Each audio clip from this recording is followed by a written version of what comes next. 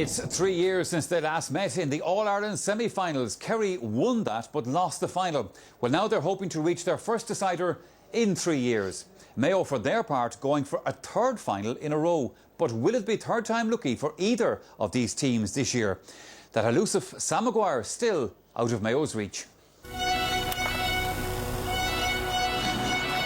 And Mayo, pride of the West, intent on victory.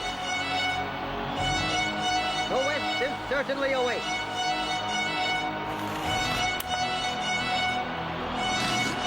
It's sheer agony for Mayo and their followers. No county deserves to lose like they have lost, but it happens. That's sport, and we all know about that.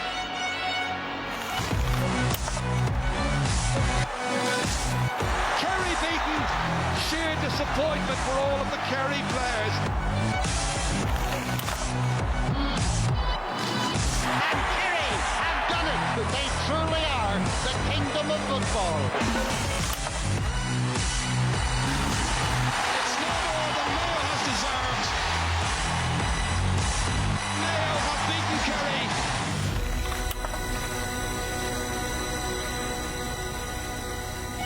Well, they may have had their problems getting here this weekend, but they are here now. The Kerry and Mayo fans have made whatever travel arrangements were necessary to make sure that they're here in force for this important football championship clash. And for the two teams, it's also been a testing road to Croke Park this summer, but they are also where they want to be at this stage in the campaign, one step away from the All-Ireland final.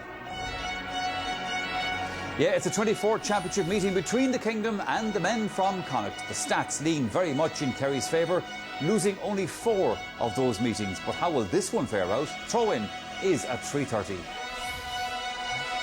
Hello and welcome to the first of this year's All-Ireland football semi-finals. Well, Mayo have a win over Kerry already this year in the National League last March in Castlebar. But of course this is 5 months later, different venue, different ball game. Will there be a different result? Joining me here in studio this afternoon, Colin O'Rourke, Joe Brawley and the now former Galway football manager, Alan Mulholland. Alan, you're very welcome indeed to the programme. You've a lifetime of involvement as a player and as a coach with Galway football. Big decision, obviously, to step down.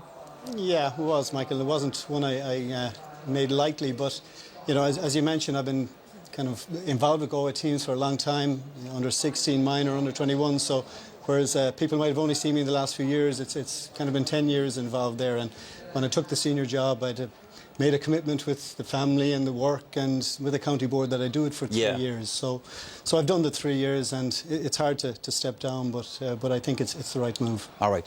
Listen, I'm flicking through the programme, by the way, earlier on. The first thing I noticed when I opened it up was Gary Fahey, the Galway football captain, 2001, lifting the Sam Maguire. And of course, this remains the dream for Mayo. They had been there before Galway, had been there since. It hasn't quite happened yet. Yeah, and that's something that's levelled at them a lot. However, they've been the most consistent team in the country for the last number of years. So, you know, I wouldn't see, I'd see them as being successful in the last number of years. They haven't jumped the final hurdle yet, and who knows, possibly this is their year. And of course, Galway played both of these teams during the championship this year. Mayo, obviously, in the Connacht final. Yeah, we did play both of them. We were on the wrong side of both of those games. Who impressed you most? In a word, Mayo, probably. I felt that we played better against Mayo. The scoreline was similar in both games, but just personally, I feel that we played a bit better against them, and obviously they beat us, whereas I felt we left a little bit behind us against Kerry. We could have played a little bit better against Kerry. Vital man Joe for Kerry, James O'Donoghue. There was all kinds of rumours the last couple of days that he might be out injured, a shoulder problem, but Eamon Fitzmaurice, the Kerry manager, assures us that he will play. Well, I mean, he's critical to Kerry. Kerry's game plan is based around O'Donoghue. You know, the other forwards rotate away from him, and as Alan will tell you, the whole purpose is to try and create space for him in and around that 21-yard line area where he then terrorises the opposition. He's like the Luis Suarez of Gaelic football, I suppose, without the taste for human flesh. There's confirmation of the team, by the way. Well, I mean, I thought that Fitzmaurice looked a wee bit uncertain when he was being asked about him, and, you know, there are really a lot of Kerry people were saying to me this morning, look, that he really is struggling with his shoulder. But he is critical to them. I mean, their game plan, in a way, I mean, it's a huge achievement for Fitzmaurice to do what he has done so far, because he's got the most limited group of players left in the championship. And here they are playing a blanket defence with 2 sweepers, very un-Kerry-like, so he's got the courage to do that. And it's all based around O'Donoghue up front, and he has created a very clever game plan around O'Donoghue and creating those well, they're not easy scores, but creating the platform for him to do what he can do. And without O'Donoghue, if there is a problem with him today, I think that would be fatal. We do know, Colm, that there are changes on the Mayo team. Yes, and talking about James O'Donoghue, of course, it's a throwback to Mayo last year with Cillian O'Connor, who had shoulder problems. Will he, won't he? And he turned out he played in the All-Ireland final. He wasn't right. He had to have an operation.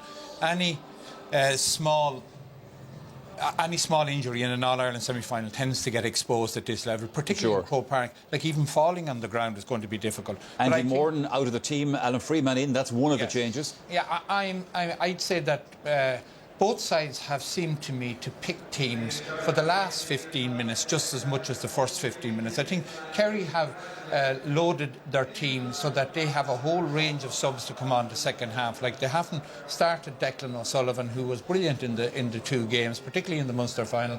Like, they're going to have Kieran Donaghy to bring on, Barry John Keane. Killian Young has been left off as well.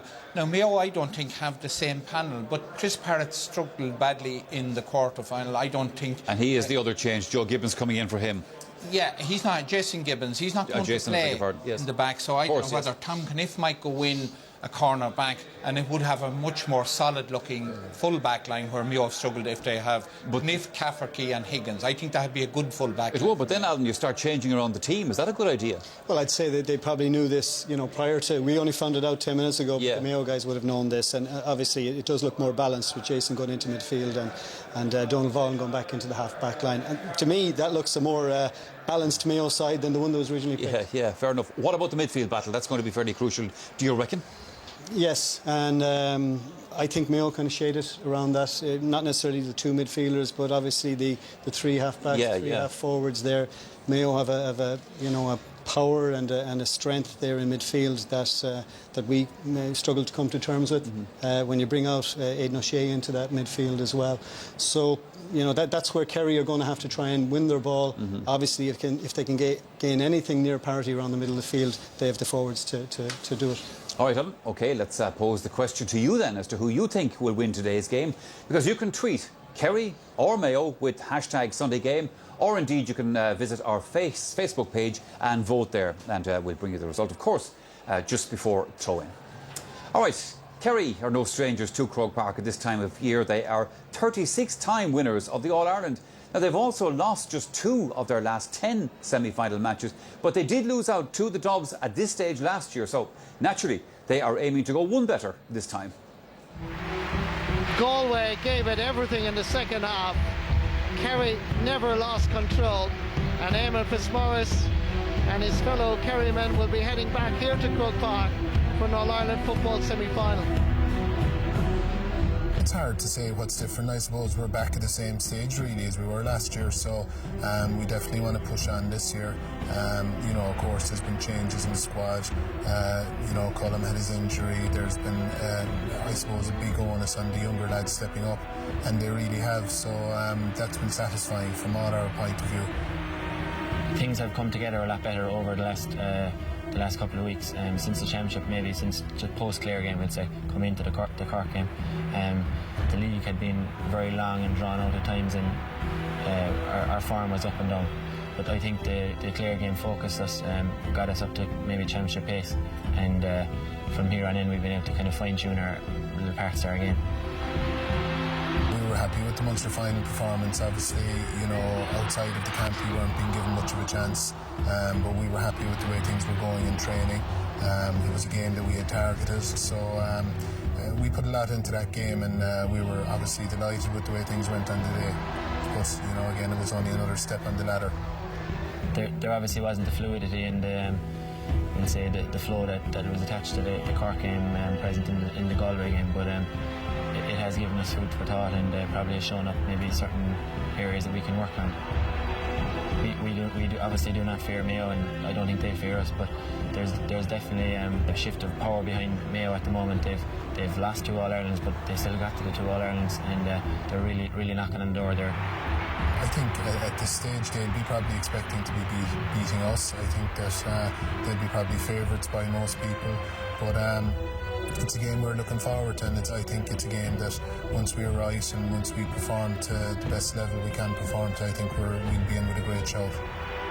We wanted to get back to the stage where we were beaten this time last year and see if we can go a step further this year. So we're happy to be there, but at the same time we know that we've plenty we can be improving on. Croke Park is where it's at really. It's a fantastic stadium. Crowd is at the right pitch for what we want to play. So I suppose it's all about performing, and obviously the big card is the All-Ireland final. The lads make massive sacrifices. They train so well and they train so hard that where you want to be as a Kerry footballer is an All-Ireland final in September. So that's what we're striving for, and that's where we hope we'll be. From a young age we've all been brought up on Kerry getting to All-Ireland. Maybe we've been spoiled in many ways, but ultimately we're looking for a big performance on Sunday, and hopefully it'll bring us to an All-Ireland final. Yeah, the view from the Kingdom there. Joe Brawley, you were talking to us earlier on about the importance of James O'Donoghue to Kerry. Alan's team couldn't cope with him the day the Galway played Kerry here a couple of weeks ago. How are Mayo's defence going to shape up? Well, it's difficult to sweep against O'Donoghue. You've got to double mark him. And my big issue with Mayo is James Horan's lack of conviction. You can either play two ways in the modern game. You can push up the way the Dubs do, and that means courageously pushing up. You man mark all over the field, you man mark their sweepers. Kerry will have two sweepers today who'll depart from the forward line, so Mayo should push up on them, because Mayo's half-back line's brilliant. Tackle them the whole way down the field, makes it very difficult to get the ball to O'Donoghue. The other way to do it is to double mark O'Donoghue. And being that the whole Kerry game plan is based around him, I mean, their movement, they're always watching for O'Donoghue inside the inside forwards. They move beautifully. They leave that space between O'Donoghue and the goal free. Their movement is brilliant. I mean, Alan was making the point to me beforehand that they tried to play a sweeper, but it was extremely difficult because of the movement of the inside Kerry forwards and the fact that they were continually looking for O'Donoghue, and O'Donoghue was waiting for the right pass. Now, Mayo's problem is that they have tried to play a sweeper this year, but playing a sweeper requires expertise. Look at their sweeper. Look at him, the number 9. He's doing absolutely nothing. Mayo, in fact, have 3 spare players back. Brian Hurley takes the ball in space, 1-to-1, pops it over the bar. Shouldn't happen. Again, Mayo have numbers back. This is a carbon copy of the killer goal that Dublin scored last year. This is against Cork in the second half when Mayo were completely dominant. You wouldn't, I mean, if you had room like that in the training ground, the manager would be calling everybody in and say, look, boys, we'll go for an early shower if this continues. So again, Mayo are neither sweeping with a proper double marking system, nor are they pushing up. So they're caught in this no man's land, and this is why they're conceding goals needlessly in big games. And all they're doing is giving the opposition an opportunity to stay in the game when they should be out of the game. Mayo should have been All-Ireland champions last year. They threw it away with 2 ridiculous goals. It happened again against Cork. It happened against Roscommon. Do you remember the goal where the lad stole it on 80 metres without anybody putting a hand on him? The obvious solution here is to simply double mark O'Donoghue. I would play Keith Higgins at centre-back to drive forward. They've got the best half-back line in Ireland. Press Kerry. Keep them in. You either double mark O'Donoghue properly, as in 2 men on him, the way Donegal would do it, or alternatively, press up on the sweepers and push them back. But he's got to make the decision one way or the other, because at the moment they're in a no man's land, and tactically that's the problem that they face. Well, this is the Mayo manager James Horan's 4th year in charge, and he reckons, mind you, that this is the best team that he's had during that time. So he'll be hopeful then that things are heading in the right direction as they aim to end that Mayo wait of 63 years for Sam. O'Shea wants it on his left side, taking an eternity. Aidan O'Shea! What a goal from Aidan O'Shea, the calmest man in Croke Park. They have woken from their slumber. When you look back at the game, we did a huge amount of things very, very well. You know, we scored 116 from play, we had 33 attacks, we got heavy scoring from turnovers. But maybe took our foot off the pedal a little bit and maybe weren't making as many runs as we were, and before we knew it, momentum had swung back to Cork, and they really tested us in the end, but thankfully we came through it and got the win. I suppose we're learning and developing all the time, and when you put that experience on top of just a huge and phenomenal work rate of the players, it's a fairly potent combination. We're a fairly confident bunch. we know the work we've put in the last 4 years under James. Obviously, the 2 defeats are well highlighted, but there's been other days in Croke Park that we've put in great performances. We take confidence from those days, and of course we take the lessons and the learnings from the disappointing days. We've taken plenty of knocks the last couple of years, but in fairness, the lads have always come back for more. I don't think the hunger or the drive could be questioned. Yeah, look at the bunch of guys that we have. You're sure as you prepare for every game that regardless there'll be 100% effort and commitment given by the players. So that's huge reassurance for us as a management team, and the experiences that we've gained over the last couple of years have helped us or developed us as a team. There's no question about that. We've been in plenty of tight games before, so I suppose when the noise level increases and a couple of referee decisions maybe go against you in the last 5 or 10, I suppose we're not going to panic. We're not going to be surprised or overawed by it, and I think hopefully they'll stand to us and we can do our stuff when it matters. It's the strongest panel that we've ever had. We have a high percentage of guys that are starting to come into real form. We've serious options in numerous different positions. So I really do feel we're in a very, very strong place and a really exciting place. Kerry are developing too, obviously. They have some guys that are playing very well, and look, they breezed through Munster in their quarterfinals pretty easily. So they're a very, very exciting team as well. So look, it all leads to an exciting encounter.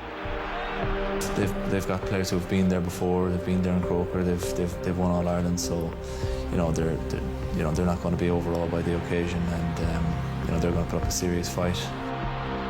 Look at it, if we play as well as we can and give every bit of effort that we can, then I'll be happy. We're getting better and we're getting stronger. I think that's clear, and that's a great position to be in, but we need to make sure that we improve significantly, by a significant amount, that will make us competitive against Kerry. So we have a long way to go yet, but we're definitely on the right track. To win the final, of course, Mayo have to get to it, and they certainly have a big task ahead of them today. Colin Burke, you'll be looking at the role of the 2 O'Sheas in that Mayo team, Seamus and Aidan. 2 big fellas. 2 big men, and there's going to be a lot of big men around the middle of the field today. Seamus, and of course Aidan is pushed up at centre forward, but he comes out to midfield for a lot of the kick-outs. And I suppose they would be, in the old days, would be sort of termed rampaging type midfielders. Fellas who would get the ball and charge forward. But they're very good ball winners. But Seamus O'Shea is a brilliant ball carrier, and we see him here. He had a very, very good game against Cork, and he was able to carry the ball. The other thing about them, of course, too, that they're very, very physical players and can dominate opponents. In this particular case, we see again Seamus charging onto a ball. There's a bad defence, ball out of defence by Cork, and punching the ball over the bar. So they can score, they can win ball, they can dominate in the air. I suppose against Dublin last year, maybe they were run all over the pitch and weren't as effective. But certainly if Aidan O'Shea in particular starts running at the Kerry defence today, it's going to be hard to stop him. And I don't know whether that's the reason why Killian Young is not playing centre back, but certainly if this man is on form and he's got himself into very good physical shape, and he can do everything here, scoring a decisive goal against Cork. But they're 2 outstanding players, and the only team that has ever got the better of the 2 of them has been Dublin. But we'll need a big performance, Aidan in particular, because big days here in Croke Park haven't always gone his way. Yeah, well, he had a brilliant game against Donegal here last year, and then of course in the final, Dublin, Cluxton made sure that none of his kick-outs went near him. So he just kept running him all over the pitch. And even though Mayo found him with a few of their own kick-outs, if you are denied the opportunity to contest half the kick-outs in the game, then you sometimes become a peripheral player in the whole game. And that's what he did, in effect, in last year's final. All right, well, next now we're going to hear from 2 men who are more used to seeing up here at this level in Croke Park. However, they've also served their counties very well down at pitch level, and that's where they are right now, in the company of Joanne Cantwell. Yeah, and do you know what? I thought I was going to have two bundles of nerves here beside me, but Pat Spillane and Kevin McStay are very, very calm. And in fact, Kevin, you've been growing in confidence as the days have gone on. Well, that happens with all big championship games. You start talking yourself into it the closer the throw-in comes. But I think so. I think Mayo deservedly can have that confidence. It's not a fluffy confidence. They're a serious team now. You know, 4 Connachts have given them a huge experience. Possibly, you know, are they still on the rise? I'm not sure. We'll know today against the Kerry team that are definitely on the rise. So Mayo have the aces, but how do they push it home? Well, there's timing for you as the Mayo team come charging out of the dressing room. Pat Spillane, you were one of the people who were part of this rumour mill that was going around this morning about James O'Donoghue and the possibility he may not start. But Kerry are adamant he is going to start and that there's nothing wrong with him. No, and you know, I feel the same viewpoint as Kevin. It's the closer this game. I found it all week. It's been very hard to make a decision on who will win it. You could come up with 5 justifiable, really good arguments why Kerry will win it, and the next minute you could come up with 5 really convincing arguments why Mayo would win it. It's been a bad week for Kerry. You know, we lost the ladies' quarter-final in the All-Ireland yesterday. We lost the All-Ireland under-21B hurling semi-final yesterday. We lost the All-Ireland junior final against Cavan yesterday, and a Mayo lady took the Rose of Tralee crown from us on Tuesday. So look, it's been a good day. We've had a good start. I've had Kerry into an All-Ireland minor final after a long absence. The future for Kerry football is very bright. This is a Kerry football team in the senior level. I think Eamon Fitzmaurice deserves absolutely huge credit, because this is a team in transition. This is a team that's being rebuilt. Now, to rebuild a team and get them to the last 4, to the All-Ireland semi-final stage, is absolutely brilliant, because bottom line, he's got the best out of the old guys that are still there, and their best days are beyond them, and yet they're still playing well. He has a lot of very good club footballers, probably not great county players, but he has them playing to the maximum. Tactically, he's been brilliant. He's got the matchups right all year. He's had a great year. So irrespective, I'll tell you this, irrespective of the result today, it's been a good year for Kerry football. You don't often hear Kerry people talking about it being a great achievement to get to the All-Ireland semi-final, especially not one called Pat Spillane. If you talk about the matchups, because I think that's where Mayo people are most concerned, will James Horan get those matchups right? And they are looking to O'Donoghue, who's going to start today, and who's going to take him. Well, I was listening with interest to Joe and the sort of defence that Mayo might come up with. Obviously, Tom Caniff now is going to go back. It looks like he's going to get the man-marking role on James Donoghue, Donald Vaughan probably into the half-back line, Jason Gibbons to midfield, and so on. But this is the problem from the Kerry perspective. They've taken a big gamble now holding Sheehan and Declan O'Sullivan. All week I would have been saying they're the top-class foot passers. They're the guys that beat coverage. Can Mayo afford to go single coverage on Donoghue? I would say absolutely not. Who'll double up? Well, James Horn will pick that. It probably would be Higgins, because Kerry will go more defensive, so Mayo will have a spare man and can use him in that way. But with top-class foot passers out, Joanne, they're the guys that get the ball into the corner men, into Donoghue, into Geaney, that cause the trouble if they get it the right side with the hop just in front, and so they can turn their markers. It's a big risk from Eamon Fitzmaurice. I really think it is. I know they're kind of banjacks, maybe injury-wise, but if they were good enough, they would have started. From a physical perspective, for Mayo, that means the game will have to be in a good position for Mayo with 15-20 minutes to go, because they have a serious bench to unleash, stronger than our bench for sure. And so Mayo will have to have their noses in front in the final quarter. But it is very unusual for us to see a Kerry team come out in Croke Park in Championship time with Declan O'Sullivan not in the starting 15. It changes the whole dynamic of the way they play, doesn't it? It does, because he gave one of the great individual displays of this year's Championship in the Munster final, where he played in a sort of, not a sweeper role, a sort of quarterback role, where he ran the show. He was absolutely superb. Look, bottom line, Declan Sullivan and Brian Sheehan would be started today if they were fit. They are not 100% fit. They're carrying injuries. So, you know, it goes back again. You have no Gooch, no Declan Sullivan, no Brian Sheehan, and you have 3 warriors from last year: Owen Brosnan, Tomas O'Shea and Paul Gallivan retired. So, like I said, to rebuild the team and get them to an All-Ireland and playing great football, probably one of the best 70 minutes performances in this year's Championship came from Kerry in that Munster final. And having said that, will Kerry win? I think the key is the middle third, and I just think that's where Mayo hold the edge. Physicality, experience, strength. Sadly, I'm beginning to say Mayo are going to beat us. Cough it up. It's with great difficulty, but I think Mayo are going to win. Do you agree, Kevin? I think Mayo will win it by 2 or 3 points, yeah. OK, so the word down the sideline is they reckon that the physicality is going to swing it in the way of the Mayo men. All right, Joanne, thank you very much indeed for that. Kerry and Mayo, by the way, have already been in action here at Croke Park. That was in the first of this year's All-Ireland minor semi-finals. Well, the win in that game went to Kerry, beating Mayo on a scoreline of 1 goal and 14 points to 2 goals and 7 points. And a man of the match performance, by the way, from Killian Spillane, son of the great Tom and, of course, nephew of the equally great Pat. Kerry will now take on either Dublin or Donegal, who meet in the second semi-final next Sunday. All right then, we are headed for a break here in the programme. The first of this year's All-Ireland football final slots will be filled in the next couple of hours here at Croke Park, and we will be taking you through the drama.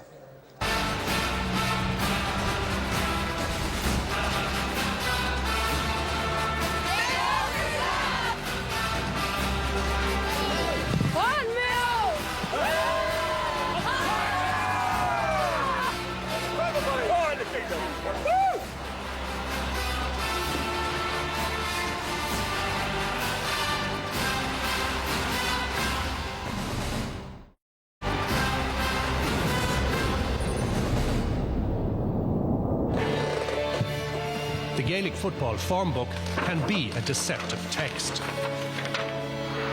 But on a strict line through their contrasting defeats of Cork, Mayo have serious ground to catch up on Kerry.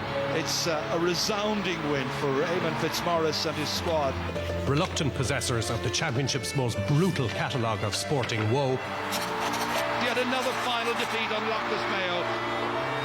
Mayo have fallen down on the last 2 final Sundays. And Mayo once again fall at the final hurdle.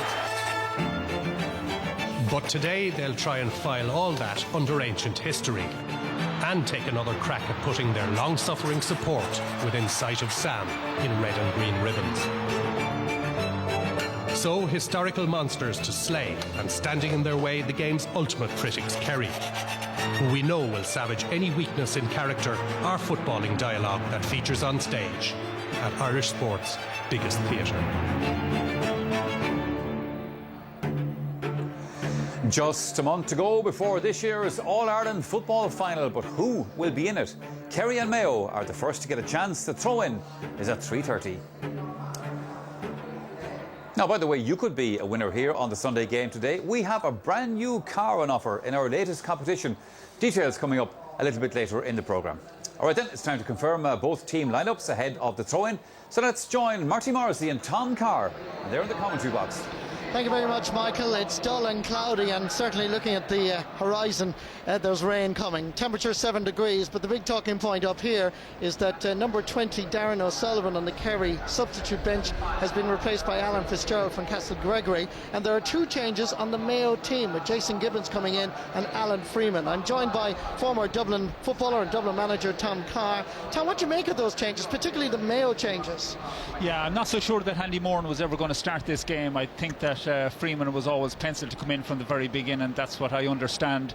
I think a smart move by James Horn, because Andy Moran would be a good man to come in. I'm not sure if he'd last 70 minutes. We look forward to it. Game is going to start at 3:30. Let's look at those changes. Here is the Kerry team. Goalkeeper Brian Kelly from the Legion Club in Killarney has done well in his first championship season. Played 3, conceded 3 is the record to date. They might be the oldest swingers in town today, but look at this full back line for experience. Mark O'Shea is 34, Aidan O'Mahony is 34, but Shane Enright is a mere young fella at 26. Very difficult to fill the number 5 jersey after Tomas O'Shea, but Rathmore's Paul Murphy has given it a good go. Peter Crowley replaces Killian Young at centre back, with captain Fionn Fitzgerald at left half back. Anthony Marr and David Moran are retained at centre field, with Brian Sheehan interestingly held in reserve. It's a crucial area for both counties. Dingle's Michael Gainey is again given the number 10 jersey, with Johnny Buckley at centre forward. The hard-working Donica Walsh is on the other wing. Ken Mayor's Stephen O'Brien is back from injury.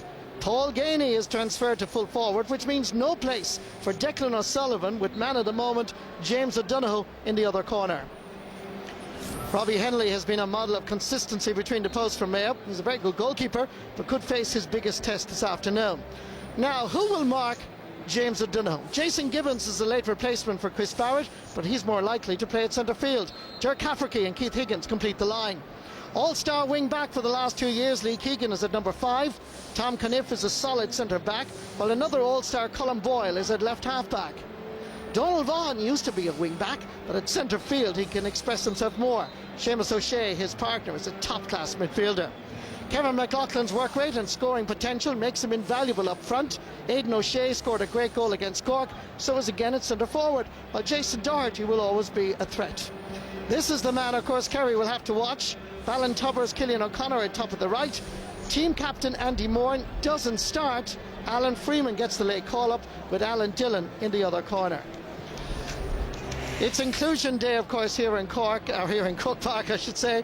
Aaron and Matthew Rock are just presented the football to the referee, as their great-grandfather William Rock did for many years. Their grandfather Joe Rock Sr. has worked in Croke Park for 80-odd years since he was a child, and today Joe is looking after the Kerry team. And there is indeed the legendary Joe Rock Sr. looking at his grandchildren, presenting the ball to the referee David Coldrick just a few moments ago.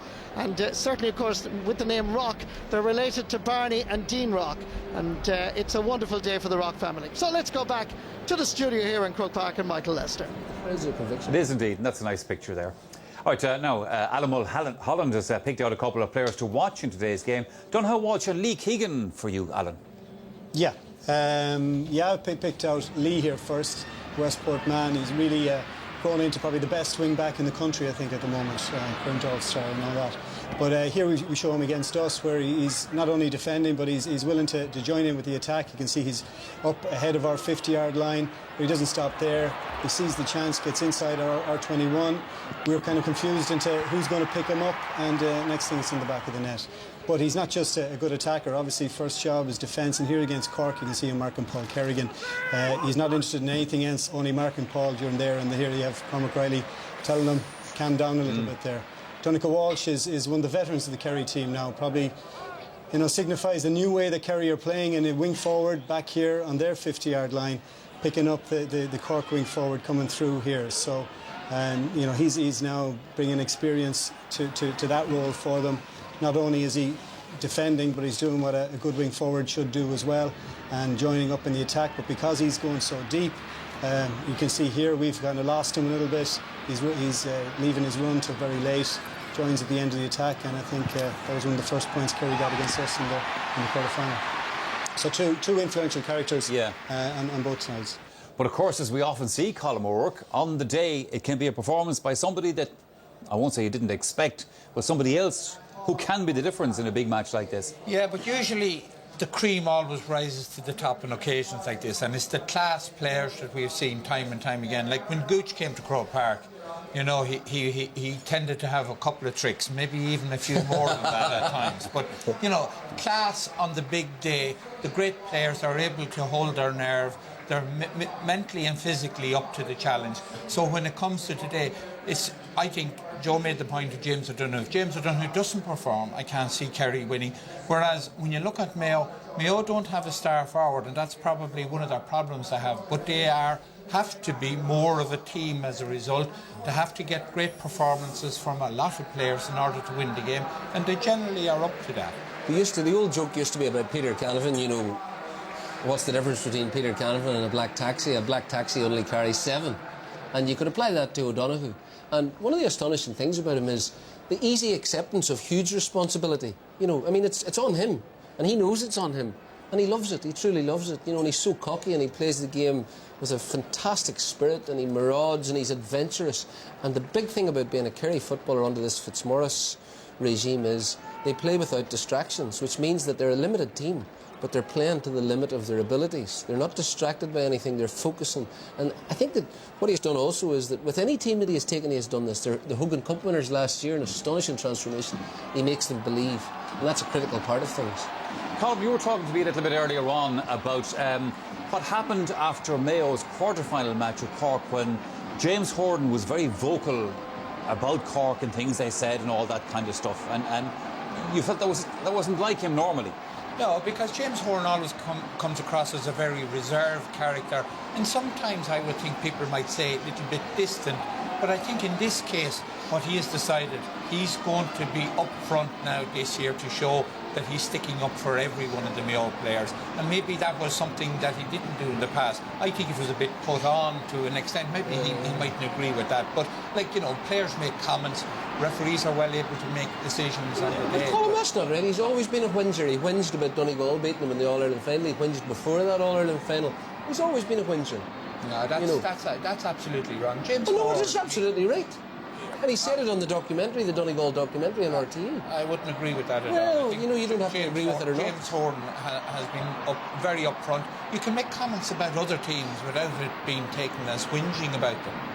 All right, Joe isn't Mayo's biggest fan. But anyway, well, that's not right. Give us a winner.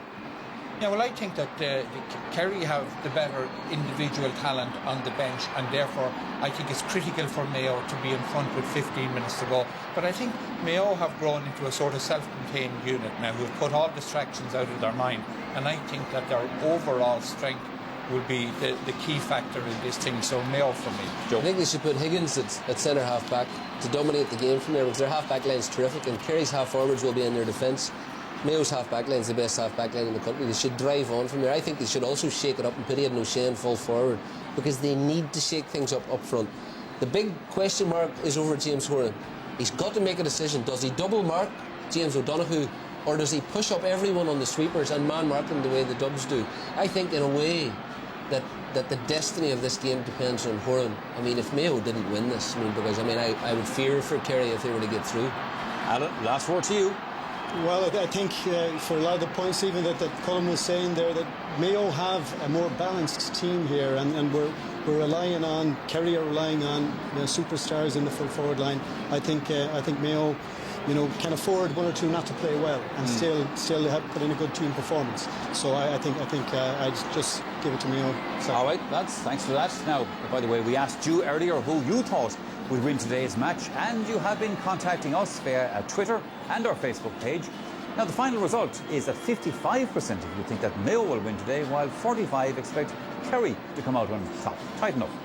All right, and don't forget that you can access our coverage of the GAA Championships worldwide via GAA Go. You can just visit gago.ie for more details.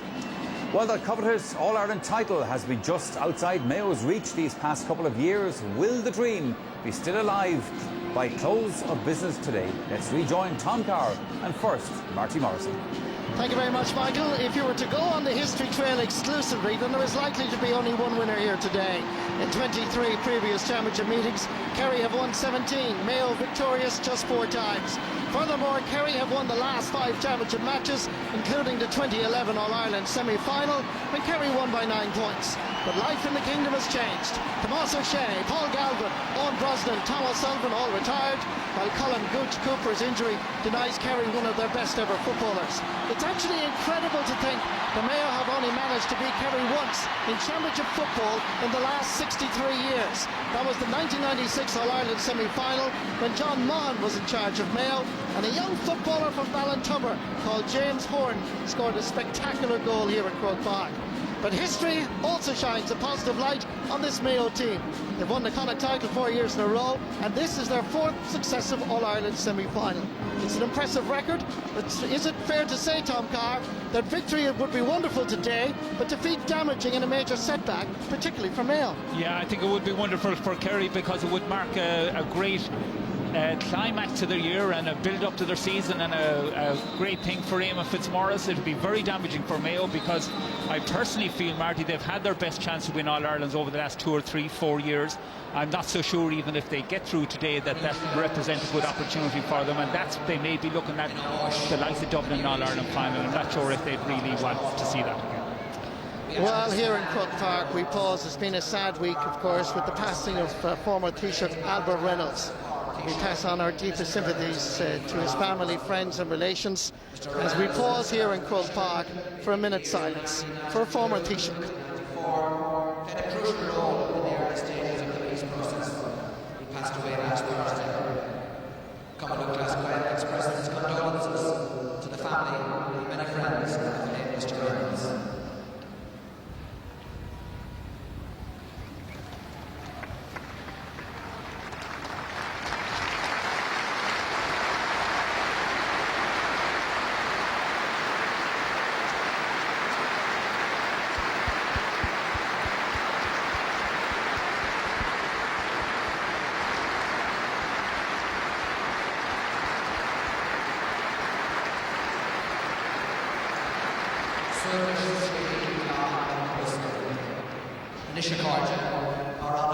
And now Aráin O'Bhian with Anne Gilligan from Oldcastle in County Meath.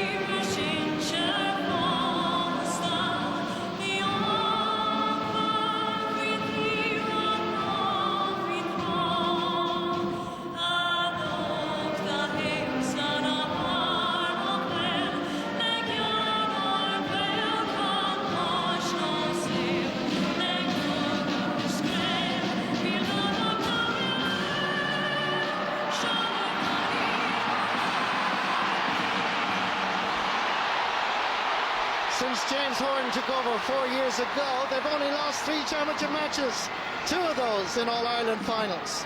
David Coldrick from County Meath referees his 3rd All-Ireland football semi-final. Wonderful atmosphere around Croke Park. They're expecting capacity crowd next Sunday for Dublin against Donegal. I can certainly say there's a very large crowd here. We'll get the official capacity later in the afternoon. Kerry playing from right to left. Mayo won the toss and are playing down from Hill 16 down towards the Davin end. Tactically, it's going to be an interesting game, this.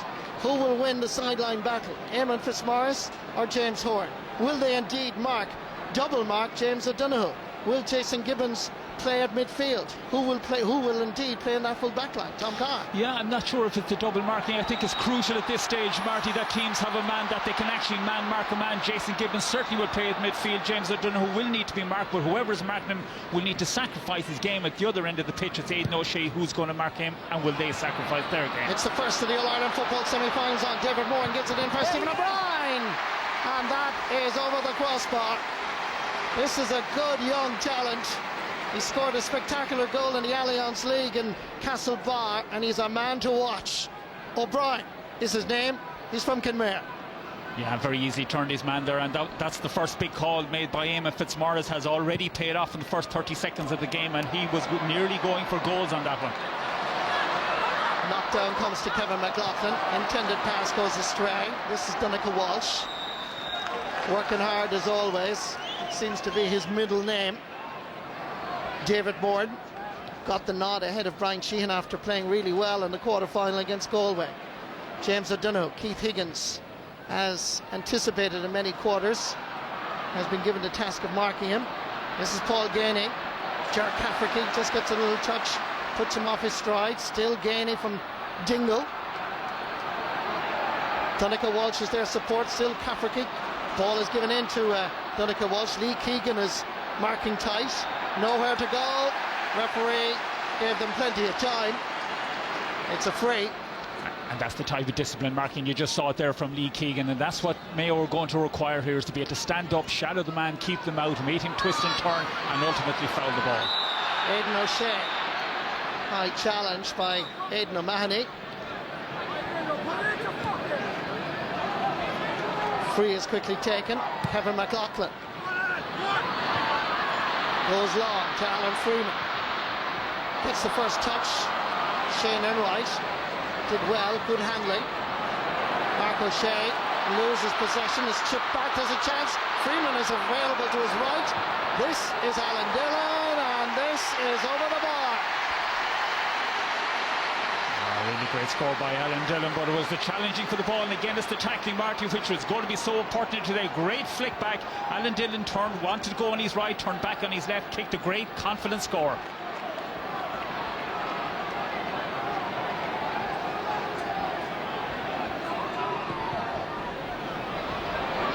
Kick out from Brian Kelly. Jason Gibbons is the number 21.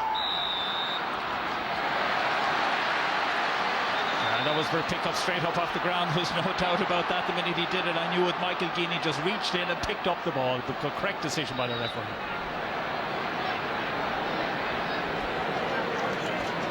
Seamus O'Shea. The run provided by Colin Boyle. Now who's holding who here? The referee says Colin Boyle was being fouled. Stephen O'Brien is questioning the referee's decision. This is what was going on. Well, the two of them holding, Marty. The most holding was probably on Colin Boyle. Probably deserved the free. 50-50 call, but those decisions are going to go against the defence.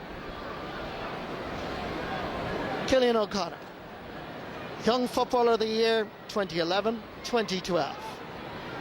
Had a remarkable record of scoring 6 goals, 7 points in 89 minutes of championship football last year. Here he is. It's an easy one for the Ballintubber sharpshooter. Well, certainly if we ever thought we were going to have a nervous start, we're not having that. There's been 3 scoring opportunities, 3 points, 1 from play, 2 from play, 1 from a free, and Mayo go into a nice lead.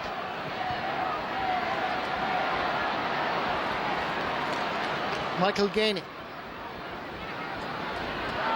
Aidan O'Mahony.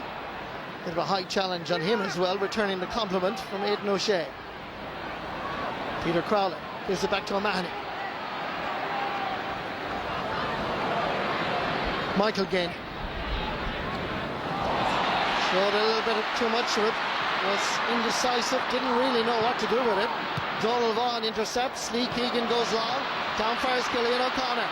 Little jink right and left. Shane Enright staying with him. Not falling for the Michael Flatley of Mayo.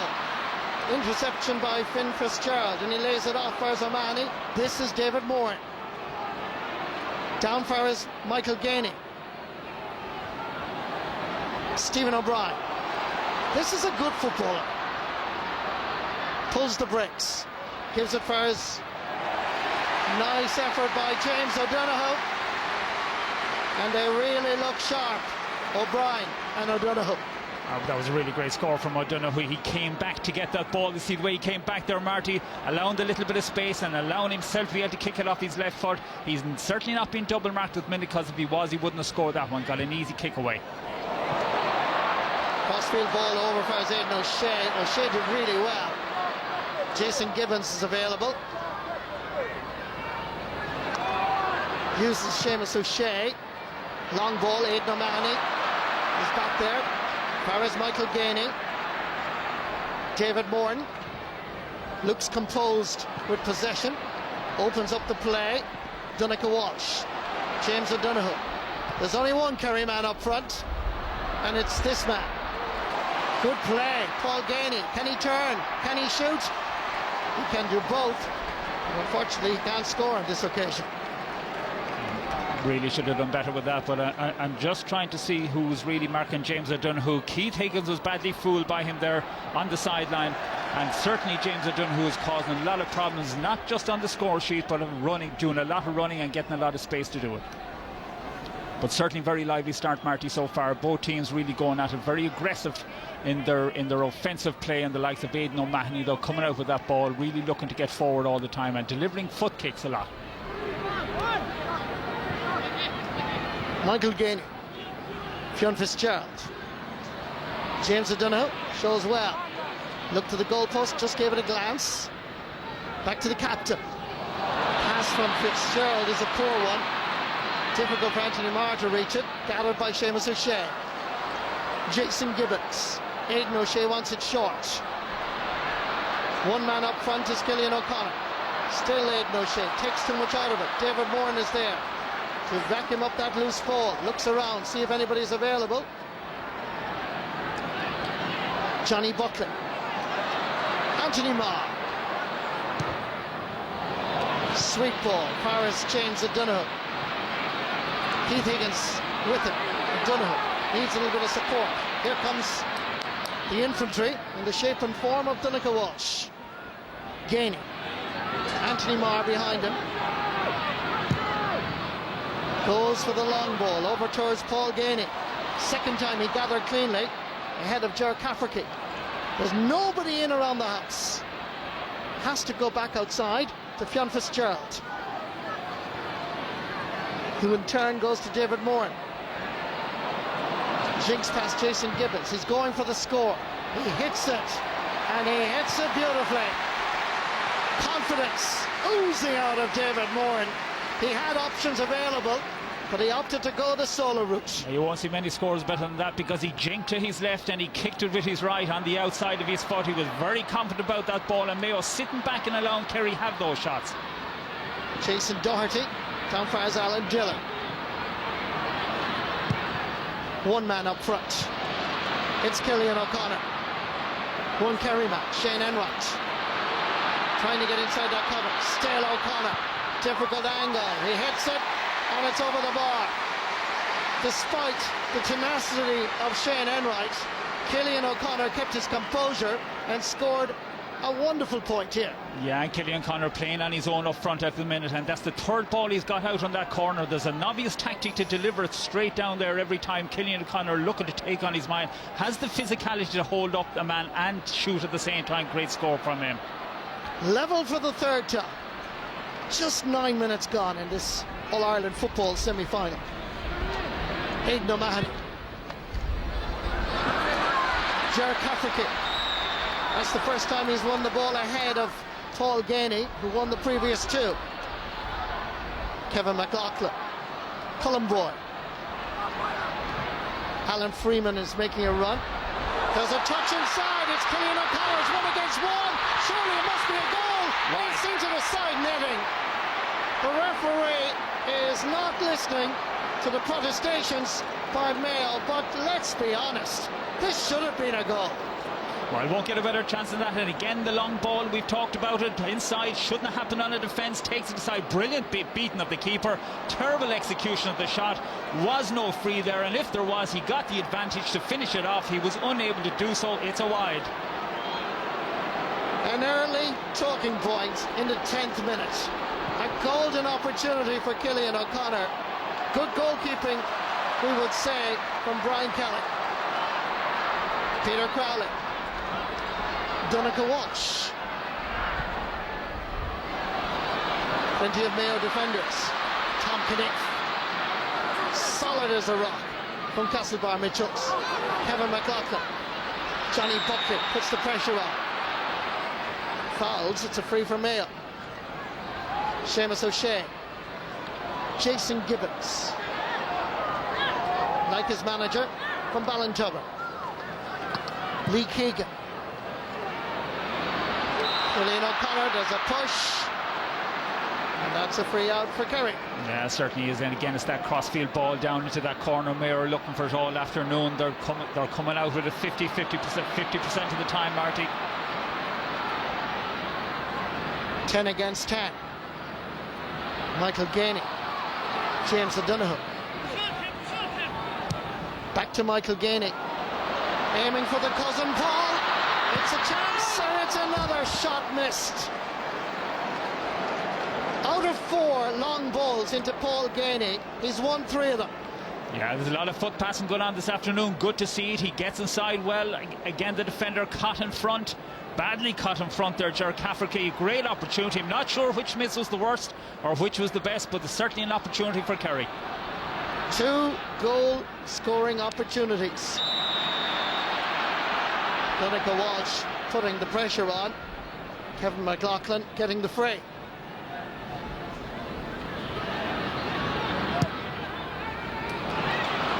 Peter Crowley intercepts, lays it off. Anthony Marr. Crowley goes for the return pass. Nice 1-2 with Marr. Paul Gainey again. Anthony Marr. Johnny Buckley. Johnny from Dr. Crooks shoots and scores. Great score, great delivery, but great build-up as well. And Paul Gainey really dancing around the forward line for Kerry. He's holding up everything, looking, spraying the ball around. He's doing a Declan O'Sullivan on it, playing some great football, laying off some great passes. Super stuff. Killian O'Connor. Not a good pass for Cullen Boyle. He just about got there ahead of Donegal Walsh. Here's Donald Vaughan. Long ball in towards Alan Freeman. Shane Enright is coming across. Just got a lovely little touch. Nice weight on the fingertip. And then gathered it. Anthony Marr, Jason Gibbons did enough to force the mistake. Aidan O'Shea. Alan Dillon. Paul Murphy with him. Referee allows the advantage. Still Alan Dillon. Back outside fires Aidan O'Shea. Aidan O'Mahony with him. The effort is into the side netting. But great pressure by Kerry. Good defending. Yeah, and what they're doing, Marty, actually is they're actually not picking up Aidan O'Shea specifically. They're allowing him come into the cover, into the defence. Every time that Mayo get a ball out around the middle of the pitch, you can see 5-6 Kerry players back in defence actually waiting on him to solo into the blanket.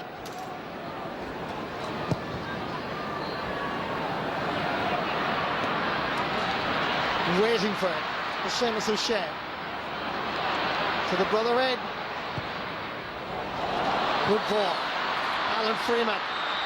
There was a push in the back. The referee seeing the foul by Mark O'Shea, who seems to be struggling a little bit in that full back line in the early stages.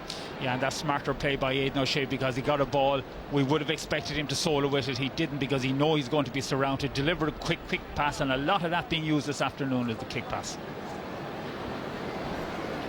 This to level the match for the 4th time.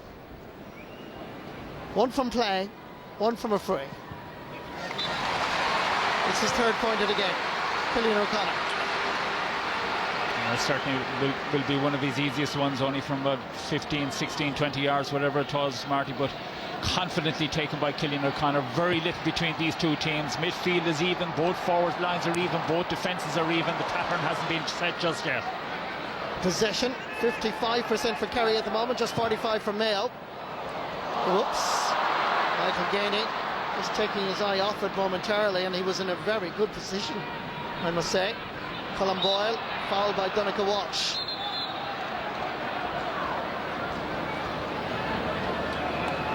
Extra 13 metres for descent.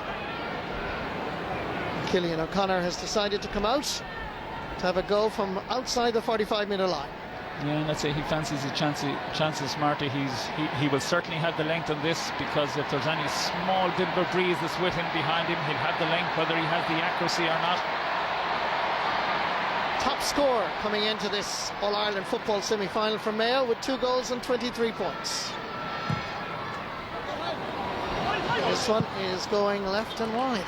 Now that answers the question. He doesn't have the accuracy, but he certainly had the distance, and he's capable of putting those over.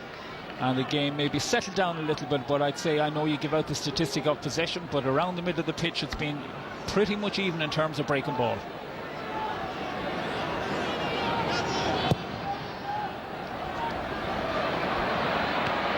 Oh, great catch by Johnny Buckley, who almost handed it on a spoon to Peter Crowley. Here's James O'Donoghue. Keith Higgins. Still O'Donoghue. Coming through the middle, Johnny Buckley. O'Donoghue's available again. Sending the low ball in towards Paul Gainey. Well surrounded, nowhere to go. Donncha Walsh is in there, so too Seamus O'Shea. Walsh holds on tight. And the referee says that Donncha Walsh was overcarrying, taking too many steps. But I'm not too sure what Donncha could do there. Not a whole lot, Marty, and that's part of the tactics of the game now. Sometimes it can be very difficult to discern who's fouling, who's over-carrying, or is the man being pulled down. The referees can give them either way. Fionn Fitzgerald was coming in on Kevin McLaughlin. It looked like, to me, it was a fair ball. There was a collision. Just watch this again. It was a fair ball, yeah, but I think that McLaughlin probably got to the ball first. That's the only way he got. That's the reason he got the advantage from the referee on that one. Nothing malicious by Fionn Fitzgerald. Both 50-50 ball, and I'd fancy Killian for this one. This one is a little bit closer. Going for a short one. Alan Dillon. Here's Killian O'Connor, and he hooks it to the right and wide. Now, I'm just looking at the flags here, Tom. There is a breeze up here on the 7th floor, but it's kind of like a swirling breeze, but it's not a major breeze, if you know what I mean. It's not No, that it strong. just comes up from time to time, and sometimes, you know, for a free taker it can come at the right moment, even 4 or 5 seconds of it, and the cute ones will use it. David Moore. Number wide so far, 4 for Mayo, 2 for Kerry. Anthony Marr. Good block down by Jason Doherty, who got the last touch. It's a Kerry ball.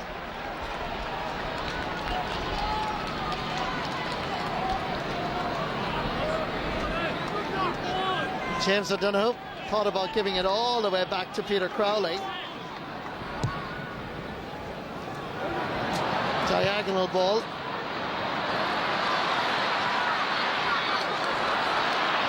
Here comes Colin Boyle. Has to lay it off far as Aidan O'Shea.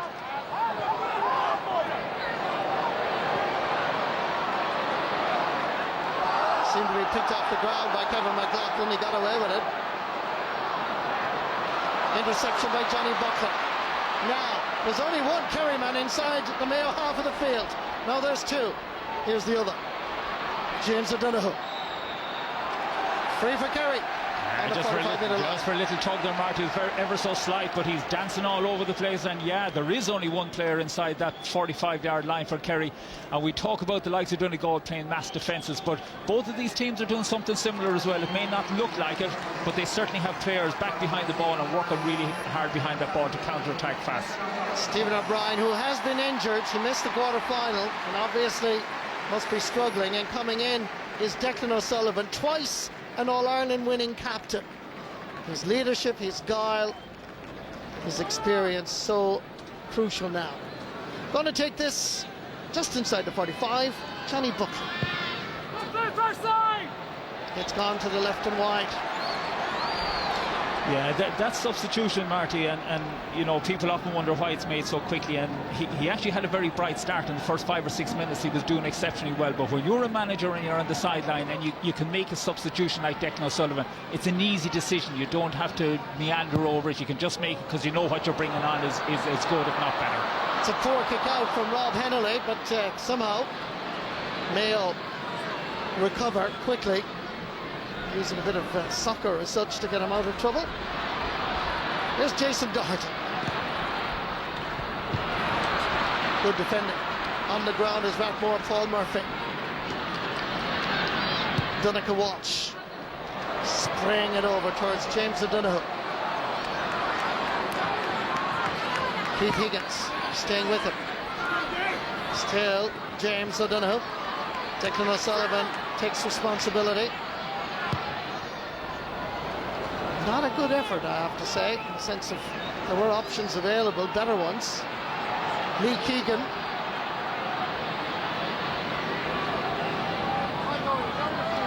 Donald Vaughan. Tom Caniff. Oh, great backtracking by Johnny Buckley. Never gave up. Paul Gainey. Jason Gibbons. The ball in the middle is for Anthony Marr. There's a little bit of space opening up in the middle. Gone inside is Declan O'Sullivan. James O'Donoghue didn't spot him. You have to try and get by Keith Higgins. Good defending by Higgins. He looks around. Fionn Fitzgerald in towards Declan O'Sullivan. Now comes Colin Boyle. Good defending.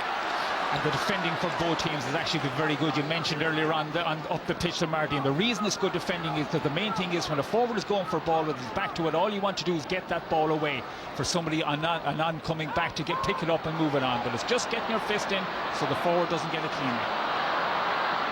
Donald Vaughan. It's aimed at Alan Freeman. Knocked away on this occasion by Mark O'Shea. Much better. David Moore to Donegal Walsh. Plenty of Mayo defenders, 5. They're outnumbering. That's about 5 against 5 now inside the Mayo half of the field. It's a poor ball from Declan O'Sullivan. And this is Jason Gibbons.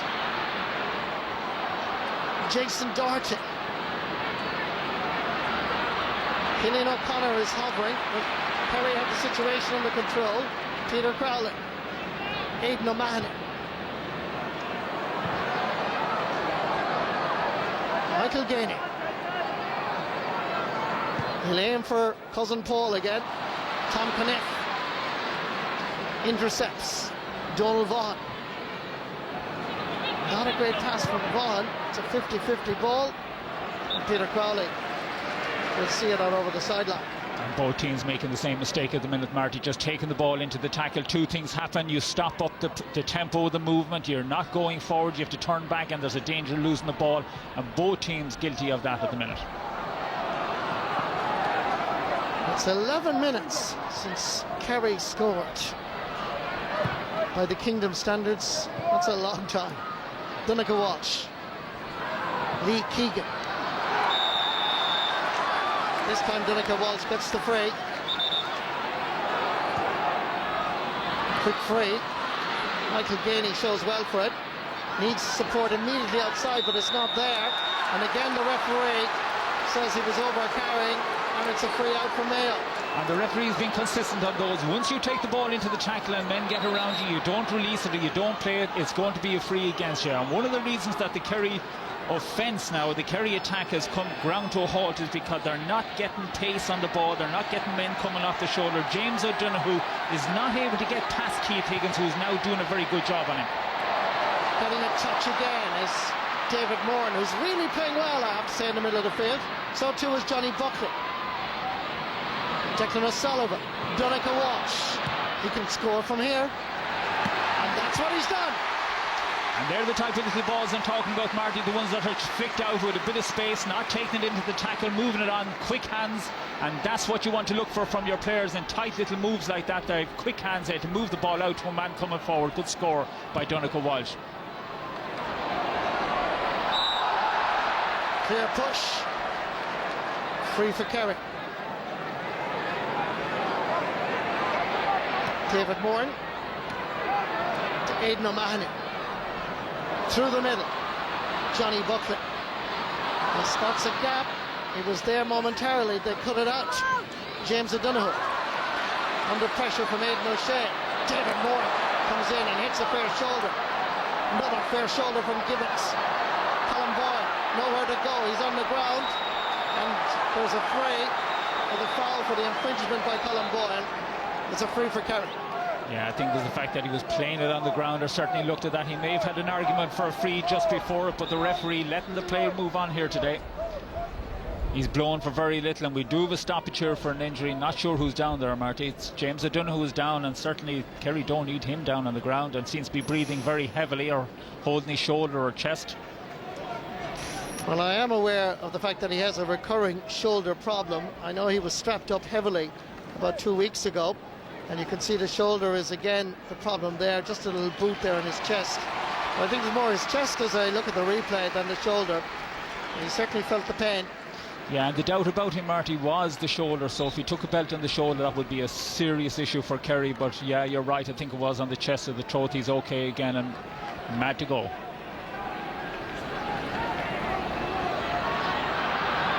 Anthony Marr goes long. Paul Gainey won't reach the end line, I'm afraid. Wide ball. It's only Kerry's fourth wide of the game. Yeah, I know it appears that there's a lot of loose football or a lot of wild kicking, but one of the reasons for that, Marty, is because both teams have employed the tactic of kicking the ball a lot and kicking it long.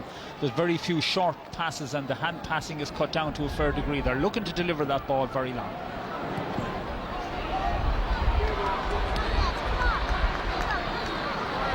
Colin Boyle back to Jason Gibbons. It's now 12 minutes since Mayo scored. We've been level 4 times. Kevin McLaughlin gets the second chance. Jason Doherty. Great pressure again by Kerry. Pass is going astray. Alan Dillon forced to bend his back and try and gather it. Seamus O'Shea. Dillon has gone outside. David Moran was fouling. It's a free in for Mayo. Yeah, Seamus O'Shea forcing his way in there and forcing the free. It's going to be a difficult free. Certainly no doubt about that, and Kevin McLaughlin might take it, and I'd say he'd look for a short one if he can't reach it, because again, if there is a little bit of a breeze, it's against him. He fancies his chances. That gives you an idea of the angle. He'll be aiming for that far over post. It's curling and it's just dropping in, and Brian Kelly did well. Good hands by the keeper. Michael Gainey. No immediate support outside. It goes long. There's Mark O'Shea. Into the middle to Donegal Walsh. There's a push in the back. It's free for Kerry. Quickly taken. Declan O'Sullivan. Anthony Marr. Michael Gainey. He saw the train coming. Lays it off first Peter Crowley. Crowley is not known for his scoring prowess. This is a dangerous ball. Cafferty gets a hand to it. Coming in was James O'Donoghue, but there was a sliding tackle and there was a free, dead straight, well, slightly to the left of the post for Kerry. Yeah, it's against Donald Vaughan. It's just an interesting one. He didn't go in with his feet, he went in with his knees. The referee interpreted as being straight in with the feet. He had no choice really. He knew he wasn't going to make it, and he certainly didn't want James O'Donoghue to get the pick up on that. Paul Gainey, in his first championship season, has scored 13 points coming into this All-Ireland semi-final, and his first in this particular match. Yeah, the two Gaineys actually playing very well at the minute, getting on a great lot of ball, have been very lively from the beginning of this game, and I think the Kerry forward line are a little bit more livelier than the Mayo forward line, which is really Cillian O'Connor on his own up front, and it's as much ball he can get up to him as possible. Has dried up over the last 6, 7, 8 minutes. Though. Good kick out by Robbie Henley to find Kevin McLaughlin, who switched from right to left half forward. Sending the ball in. Cillian O'Connor, Shane Enright with him. Still O'Connor, left boot. Is it good enough? Not this time. Mayo, by the way, in terms of tally of wides, have now reached 5. Kerry are on 4. Yeah, and I think there was an opportunity to lay that ball off to Jason Doherty, who was a little bit annoyed that it wasn't laid off to him just as he came by Cillian O'Connor, and there the little slip balls, there the technical differences between the teams that make the difference. Should have given that ball. Poor effort by him in the end. It's a long time since Mayo scored. Ball into the middle, Donald Vaughan. Courageously goes down, he releases it. His opposite number 8, Anthony Marr, gathers. Quick ball in from Paul Gainey to cousin Michael, who's reversed it. He turns. Is it good enough? It is. Michael Gainey gets his first point in this All-Ireland semi-final, which means all 6 Kerry forwards have now scored. Yeah, and it came from Paul Gainey's just liveliness in the kick pass. He looked up, and if you can get players just to receive the ball without hopping, without solo, and deliver it on, it allows the receiver a huge amount of time on the ball, and he had enough time to turn from his left to his right and pop it over. Out of 7 points, Kerry have scored 6 coming from play. Aidan O'Shea down the middle, coming fast and furious. Lee Keegan. Mayo need a score, and off the top of the post and over the bar. All-star footballer for the last 2 years as a wing-back. He's scored a goal and 3 points in the championship campaign so far. This one, possibly the most valuable. Yeah, well played by Aidan O'Shea. Lays it off. He was right not to go with that ball, and that's a tactic he's employed over the last 10 minutes, is passing it rather than taking it on. Mayo needed that score badly because they were fading in this game. Anthony Marr and David Moran. There's a bit of afters there from Anthony Marr. Clear pushing on Declan O'Sullivan by Tom Caniff. Yeah, accidental. Certainly just going for the ball, had his eye on the ball and just caught Declan O'Sullivan on the heel, but correct decision by the referee. I doubt if Johnny Buckley fancies his chances from here. I'd say he'd be looking for a runner, and no sign yet. Now they make the run. Michael Gainey lucky, but it comes back for Spion Fitzgerald. They recycle it. David Moran gets by the initial challenge. He's going for it again. It's his second point of the match. David Moran is a man on fire. He certainly is in all aspects of the game, Marty. He's playing midfield, he's catching the ball out there, he's breaking the ball out there, he's back in his own defence, he's helping the attack, and he's helped himself to 2 points in this game, and 2 superb points. Wonderful, wonderful point by David Moran. Johnny Buckley got a touch. Oops, there's a kick out from Lee Keegan.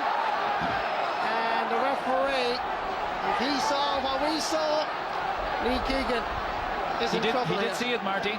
He certainly saw it. There's no doubt about it. And Donncha Walsh showed him exactly what happened as well. It is a kick out, harmless as it was. It's still a kick, use of the foot. So I think it'll be a yellow. What will David Goldrick do? Lee Keegan is pleading his case. Oh. It's a straight red. Lee Keegan is off after 33 minutes and 18 seconds. Mayo are down to 14 we'll see players. it again. He is fouled. He takes a bit of a punch. He strikes with the leg. It's harmless stuff, Marty. I'm not sure did he need to walk for that. Well, a yellow card, when you look at the impact it had, seemed to be a yellow card might have been sufficient. I think it's not a malicious game. There's no dirt in it.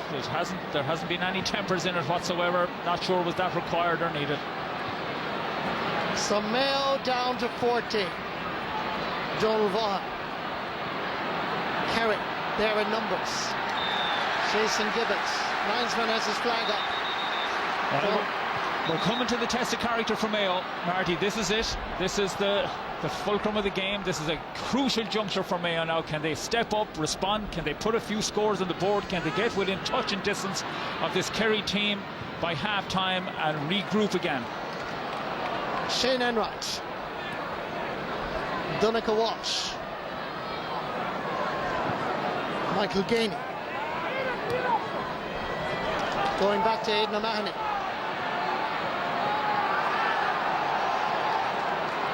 David Moore to Michael Gainey again. Getting a touch, Dirk Cafferty kept it in, did well. Gainey back to Donncha Walsh. The options for Walsh were quite difficult. David Moore to O'Sullivan. Jason Doherty now playing as a wing back. David Moore. Kerry keeping the ball, not giving it away. Shane Enright to Michael Gainey. Mark O'Shea gone from right corner back to left half forward. Fionn Fitzgerald, captain of Kerry, leading by example. That's a really good score. It was patient, they didn't panic, they waited for the opportunity, and it was the Dr. Crokes man that delivered the point. Yeah, but delivering the point, and he had the ability to deliver that point. There's many players and many teams who get the same possession in similar positions and can't deliver. They can, and Kerry are after doing what Mayo needed to do. And it will be a talking point. I have no doubt at half-time that sending off. I'm not sure it was maybe technically right, but that in keeping with the spirit of the game, I think that was a poor decision. Kevin McLaughlin taking on the Kerry challenge. Good run by McLaughlin, but he needs help now. Colin Boyle is there. A score before half-time would be very helpful from a Mayo perspective. Ball is wide. 6 wide of the match. Yeah, nothing going right for Mayo at the minute, but they've never really left a print on this half of the game so far. Aidan O'Shea being well marked out, Shamie O'Shea not that effective from midfield, Jason Gibbons doing okay, but they're just not delivering quality ball to enough players in there because Cillian O'Connor is on his own. Referee blows the half-time whistle. Well, it has been interesting. With Kerry, the more impressive side, David Goldrick very much the centre of attention with that sending off after 33 minutes by Lee Keegan, which reduces Mayo's on the field players down to 14, and 4 times they were level, but at half-time it's Kerry 9 points, Mayo 5. Plenty to talk about with Colin O'Rourke, Joe Brawley and Alan Mulholland, so do stay with us, we'll be right back.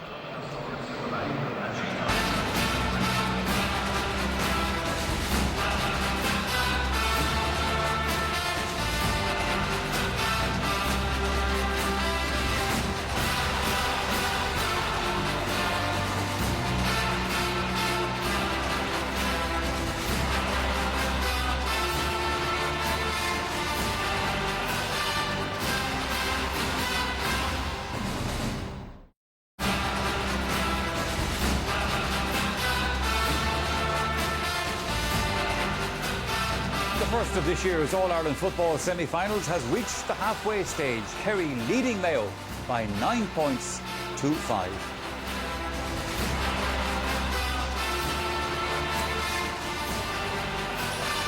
We'll be hearing from Colin O'Rourke, Joe Brawley and Alan Mulholland in a moment. There's a look at the stats, by the way, from that first half. Pretty much a similar number of scoring chances, but of course Kerry have done better out of the scoring chances that they have got. And just that one card, but that card, of course, has been a very, very important one in that first half against Mayo's Lee Keegan.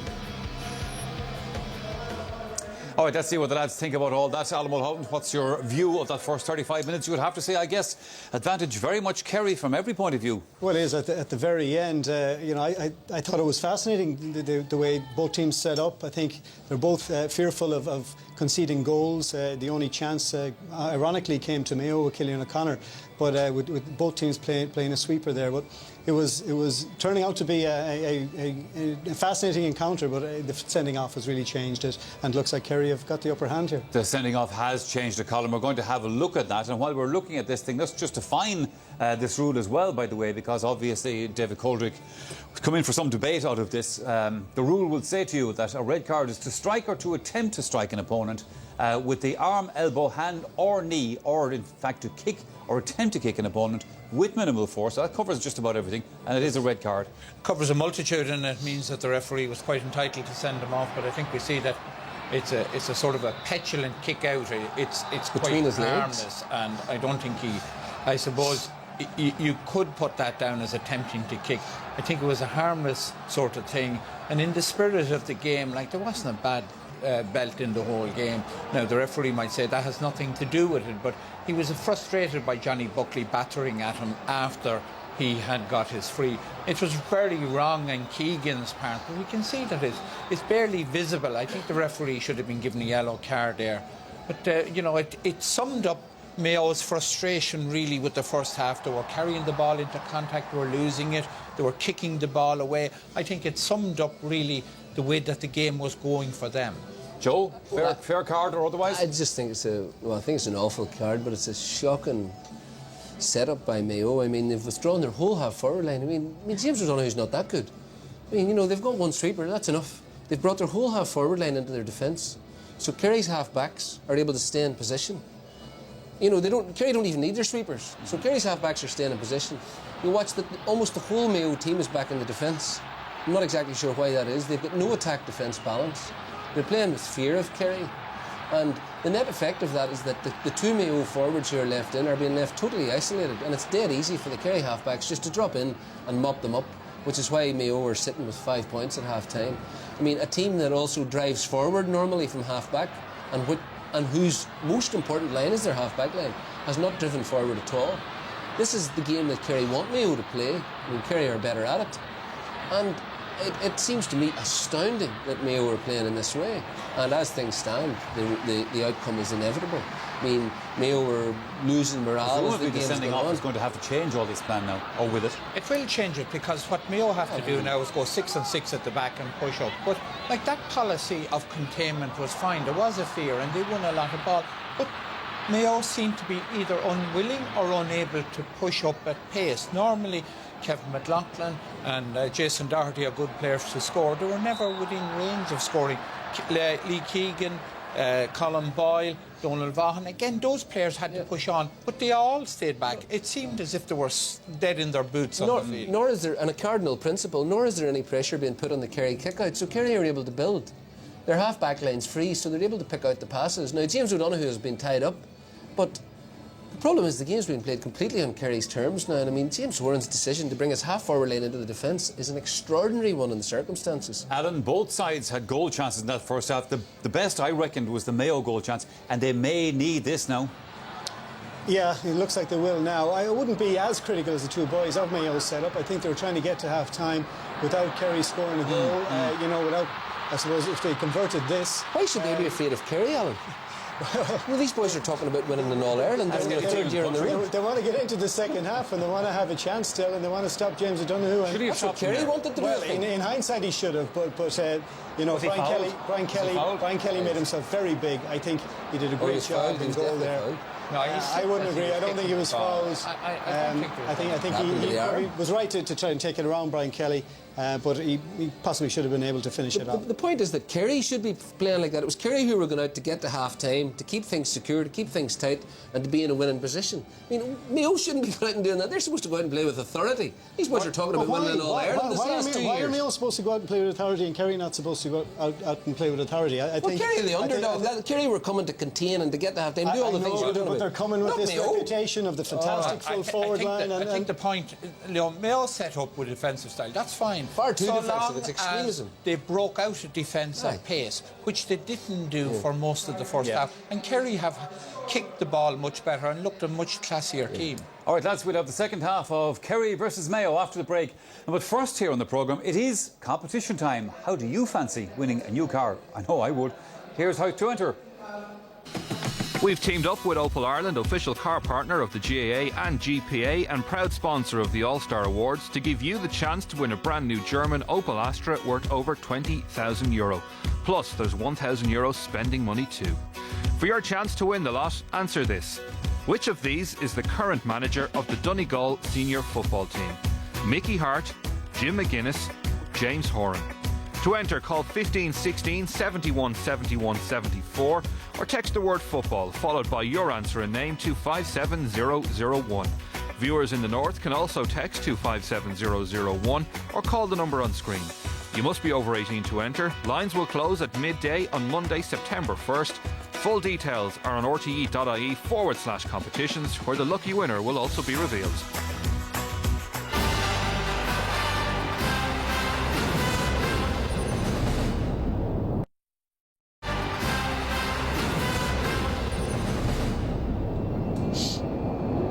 It's half-time in this All-Ireland football semi-final. Kerry leading Mayo 9 points to 5. Very special guest here at Croke Park this afternoon, the new Rose of Tralee, Maria Walsh from Philadelphia, and of course also with great connections in Shrewd and County Mayo. And as you can see, she's telling us where her allegiances stand this afternoon. I think Mayo are going to need all the support they can get in that second half. 52,495 people here in Croke Park, by the way, this afternoon. Alan Mulholland, if you were in this situation now, you're a player down at half-time, you're 4 points down at half-time. Looking forward to this. What are you going to do in the second half? Well, I've been in this position a little bit, but you haven't been a player down as well. Against Kerry, we were well down at half-time. Yes. Now, we did come back well in the third quarter, and ironically, Mayo came back well against Cork in the third quarter too. But look, they're missing they're not just missing players, they're missing Lee Keegan. He's one of their main attacking threats from the back. What do? You got to go at it now. You have to go at it. But the concern with Kerry is this full forward line. Are you going to expose yourself to leaving in goals behind? But you've got no real option. But you don't have to do that. The first thing that Mayo need to do is to put their half-forward line back into position. They're playing without a half-forward line. They're all playing in their own defence. There's no need for them to be there. It means they have no platform. Tom Parsons is in, by the way, for Jason Gibbons for Mayo, so I presume I'm not surprised they're going to have to do something like that. Because David Moran has controlled midfield and kicked a couple of great points. Jason Gibbons has been struggling. I think they'll see Andy Moran on fairly soon. Mayo have to go 6-on-6 at the back and throw all caution to the wind. Who will make it to the 2014 All-Ireland final? Let's find out. We join Tom Carr and Marty Morrissey. Thank you very much, Michael. Yes, a reflection of the difficulties that Mayo are having on the field in so many areas, including obviously the sending off of Lee Keegan. He's at midfield because Anthony Marr and David Moran have been outstanding. So Tom Parsons has come on for Jason Gibbons in the middle of the field. Seamus O'Shea is still there. Donald Vaughan has gone back centre half back, and essentially they're the alterations. But how Mayo will get themselves out of trouble here with just 14 players will be interesting. Even already I can tell you off camera that there are going to be just 2 Mayo players inside the Kerry half of the field, Alan Freeman and Gillian O'Connor. Here's James O'Donoghue, and that is over the bar. Normal service has resumed. It's resumed because Keith Higgins was just caught napping there. He didn't see the man move. There should have been plenty of bodies back there. And just to pick up a point that the lads were making at half-time there about the half-forward line, the Mayo half-forward line, not getting totally back. Every team at the minute, Marty, is playing with their half-forward line back in defence. It's how quickly they come out. And when none of the Mayo half-forward line are coming out quick enough, it looks like to me a collective tiredness. Here comes Aidan O'Shea. Interesting point, Tom, as the ball is driven in. Alan Freeman is underneath it, he gathers it, taking on Mark O'Shea. They need a goal, and a save by Brian Kelly. Comes back out for us, Jason Doherty. Available if needed is Alan Dillon. Will he take his point? He will. Good score from Mayo. Good save. Good score, goal opportunity, Marty, and I think they're going to need goals this afternoon if they're going to win this game or even come close in this game. How do they do it? They've got to absolutely throw caution to the wind. Aidan O'Shea has got to step up to the mark. Alan Dillon, we've got to see more. They will get Andy Moore on the pitch, and they could make a fist of this yet. Peter Crowley, not solid at centre half back. Poor handling by Michael Gainey. Colin Boyle, so courageous, and look at it, bouncing up again. And the referee is saying to Colin Boyle, just go away, but he is having a word with Declan O'Sullivan. Well, I don't think it'll be like the last card. I think it'll be a different colour, because that's all it deserves either. Yeah, it's a yellow card, but Colin Boyle, you're right. And that's the kind of leadership and the energy that this Mayo team are going to have to see, going for the 60-40 ball, throwing caution to the wind, going absolutely everything, and plenty of support from the half-back line is going to be required as well from Mayo. Seamus O'Shea, Keith Higgins, role reversal. James O'Donoghue now marking him. Donald Vaughan, look at Higgins go. Over first, Jason Doherty. Donald Vaughan gone for the return. Referee felt that Peter Crowley was fouling. And that's going to be a free for Mayo, but again the book is out. And again Dave Coldrick notes the name of Peter Crowley for that particular infringement. Yeah, that's all it deserved, was a bit of pulling from behind. And anytime you touch a man from behind, the referee is standing behind watching it as well, he's going to give a free in. Should be a handy point for Cillian O'Connor.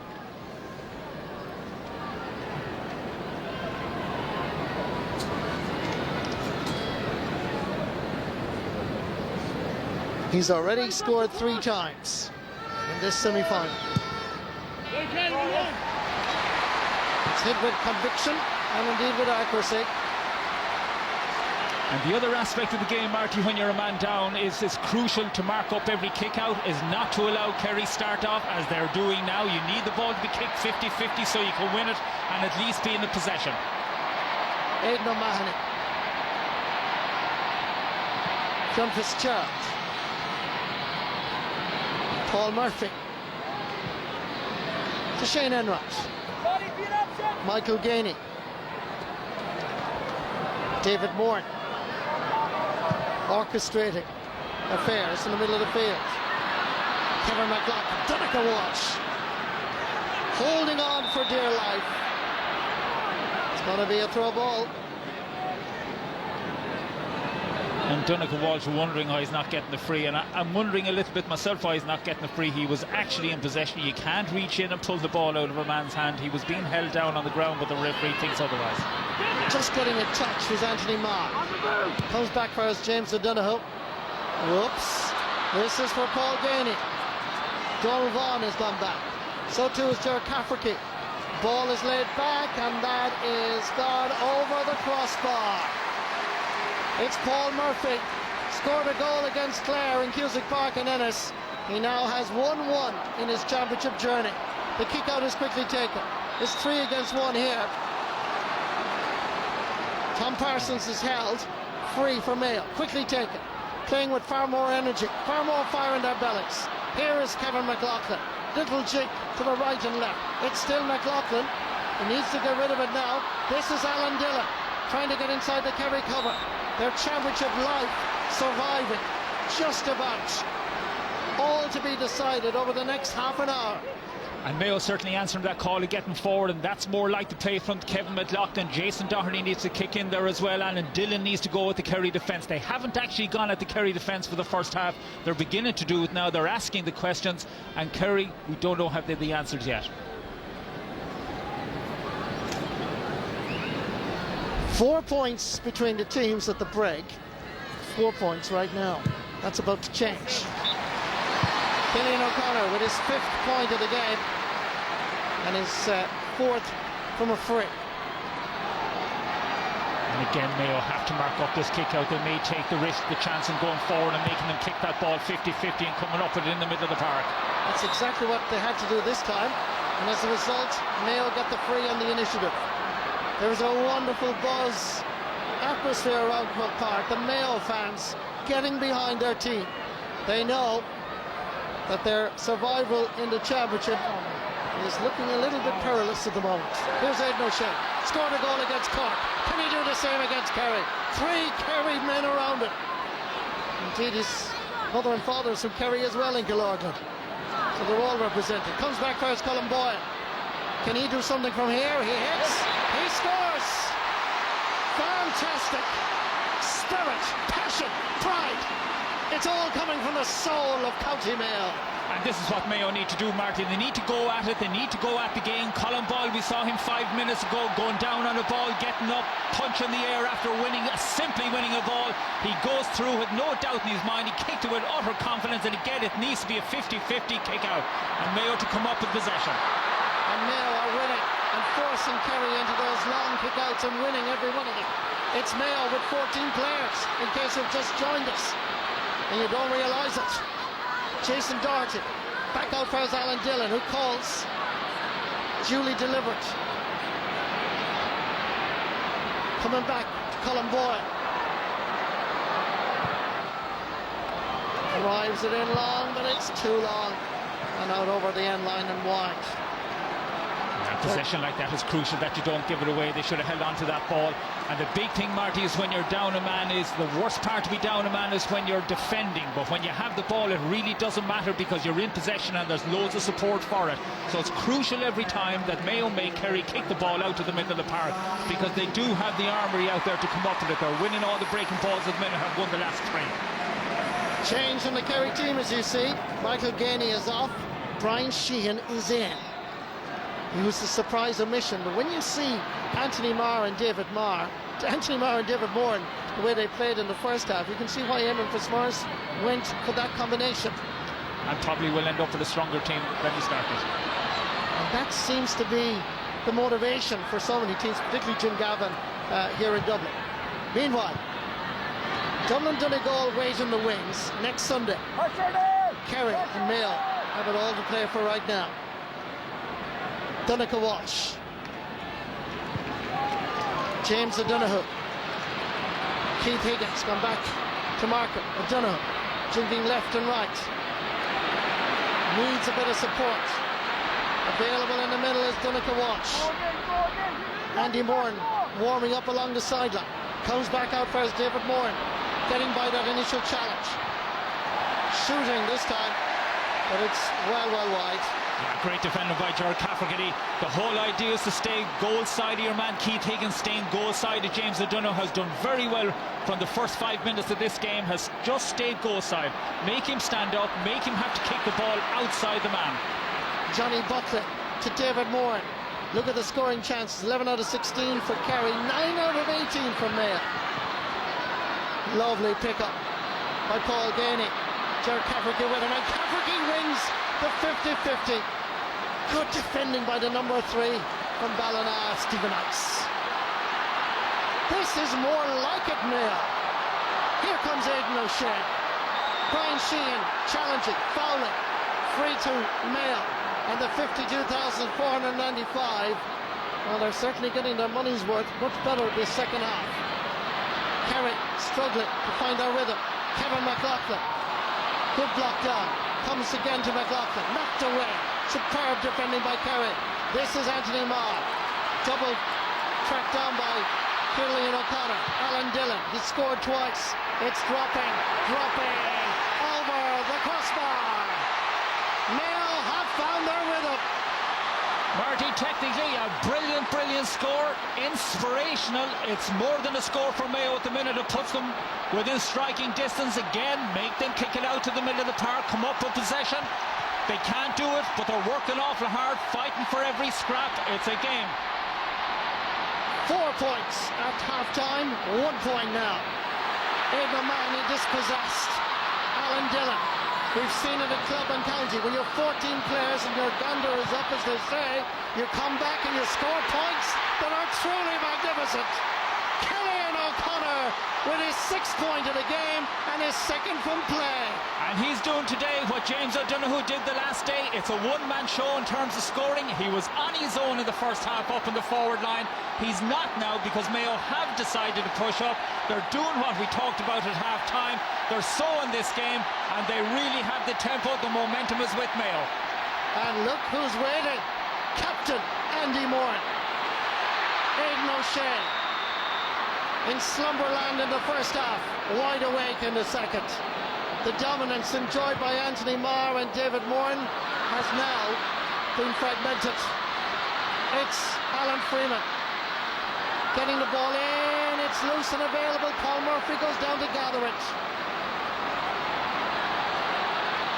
Anthony Marr goes for the middle channel, knocked away superbly by Kevin McLaughlin, operating as a centre half back to Colin Boyle, who is actually a half back.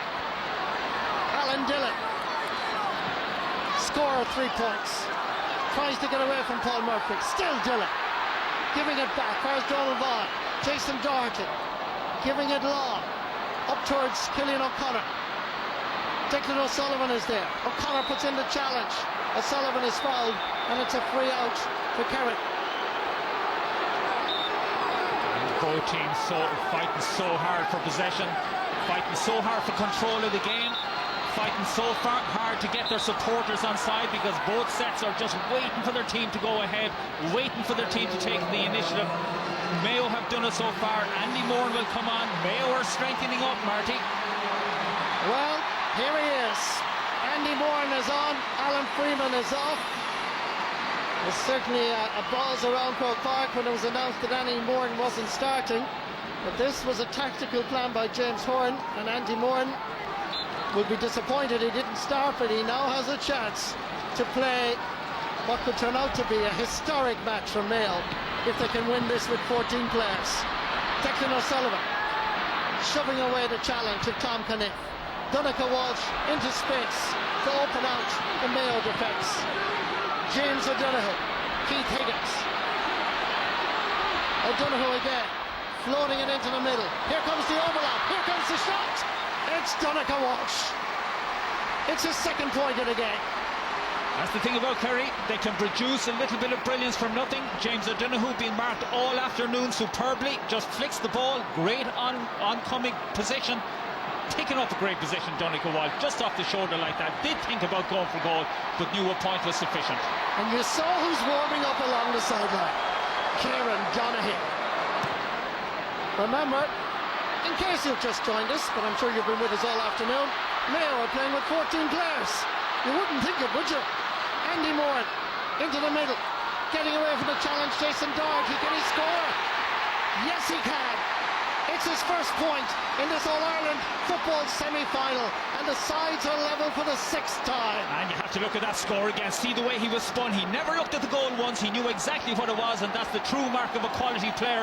He knows before he gets that ball exactly where the goal is, what he wants to do with it, and he did it. Watch how Mayo are tracking the Kerry players out around the middle of the park. They're not letting them move at the minute. Well won by Anthony Marr. Kerry would be wise indeed to go for the short kick out. This is the first one they've actually won, thanks to the good work of Anthony Marr. Down first, Paul Gainey. Gainey in towards James O'Donoghue, comes from behind to beat Keith Higgins, turning on a sixpence.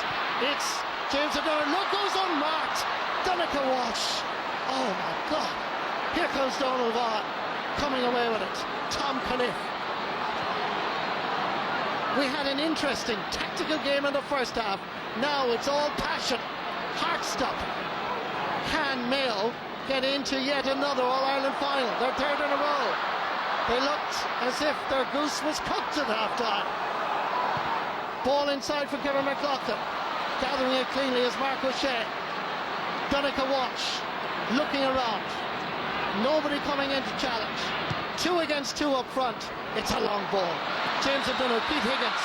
O'Donoghue again wins it, but the referee felt that the Kerry man was fouling, and James O'Donoghue was wondering how come that decision was made.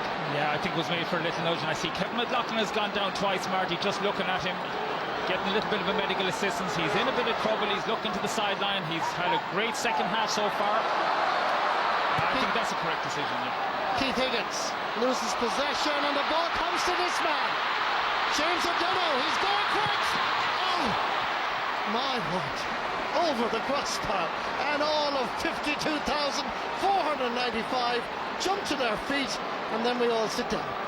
Yeah, we talk about tactics making the difference. There's a little thing that could have made all the difference in the world. Colin Boyle, who also has been excellent in the second half, just lets a basic ball drop through his hands, and James O'Donoghue ready to pounce on it. Killian Young is on.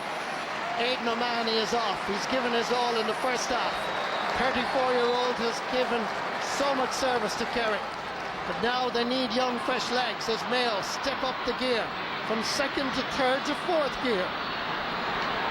Donald Vaughan, back fires Keith Higgins, Kevin McLaughlin, Tom Caniff, Declan O'Sullivan, challenger, Seamus O'Shea, Colin Boyle,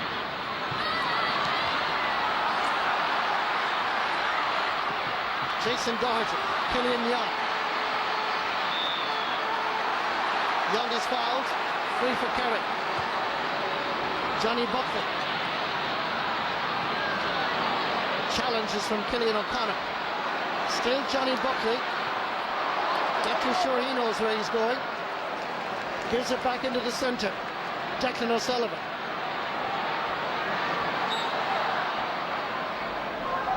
Free for Kerry. Free for Kerry, and they're just trying to get a foothold in this game. They're settling down. The likes of Declan O'Sullivan and Brian Sheehan coming out, they'll do that because they know how to work the tempo of this game. Peter Crowley. James O'Donoghue. Slipping one through. Ball is still available. It's Paul Gainey. Tries to get it across to Donegal Walsh. Mayo backtracking in numbers. They get a touch to it. Colin Boyle, Aidan O'Shea. It's a free for Mayo. And Aidan O'Shea really frustrated. I feel all afternoon, Marty, every time he's got the ball, he's nearly been fouled, but he's such a big man. It's very hard to give him a free, but they're being given for touches on smaller men. He's working real hard, Aidan O'Shea, getting back, but he's the man Mayo need up front, and Mayo making more changes. Michael Conroy is on for Mayo. Gone off is Jason Doherty, who scored that point just a short time ago. But again, it's all about fresh legs now and impetus.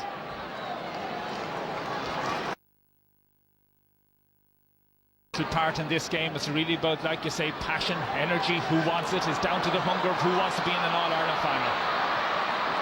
Keith Higgins takes off. Alan Dillon, 1 against 1. It's Captain Andy. What can he do? He can score.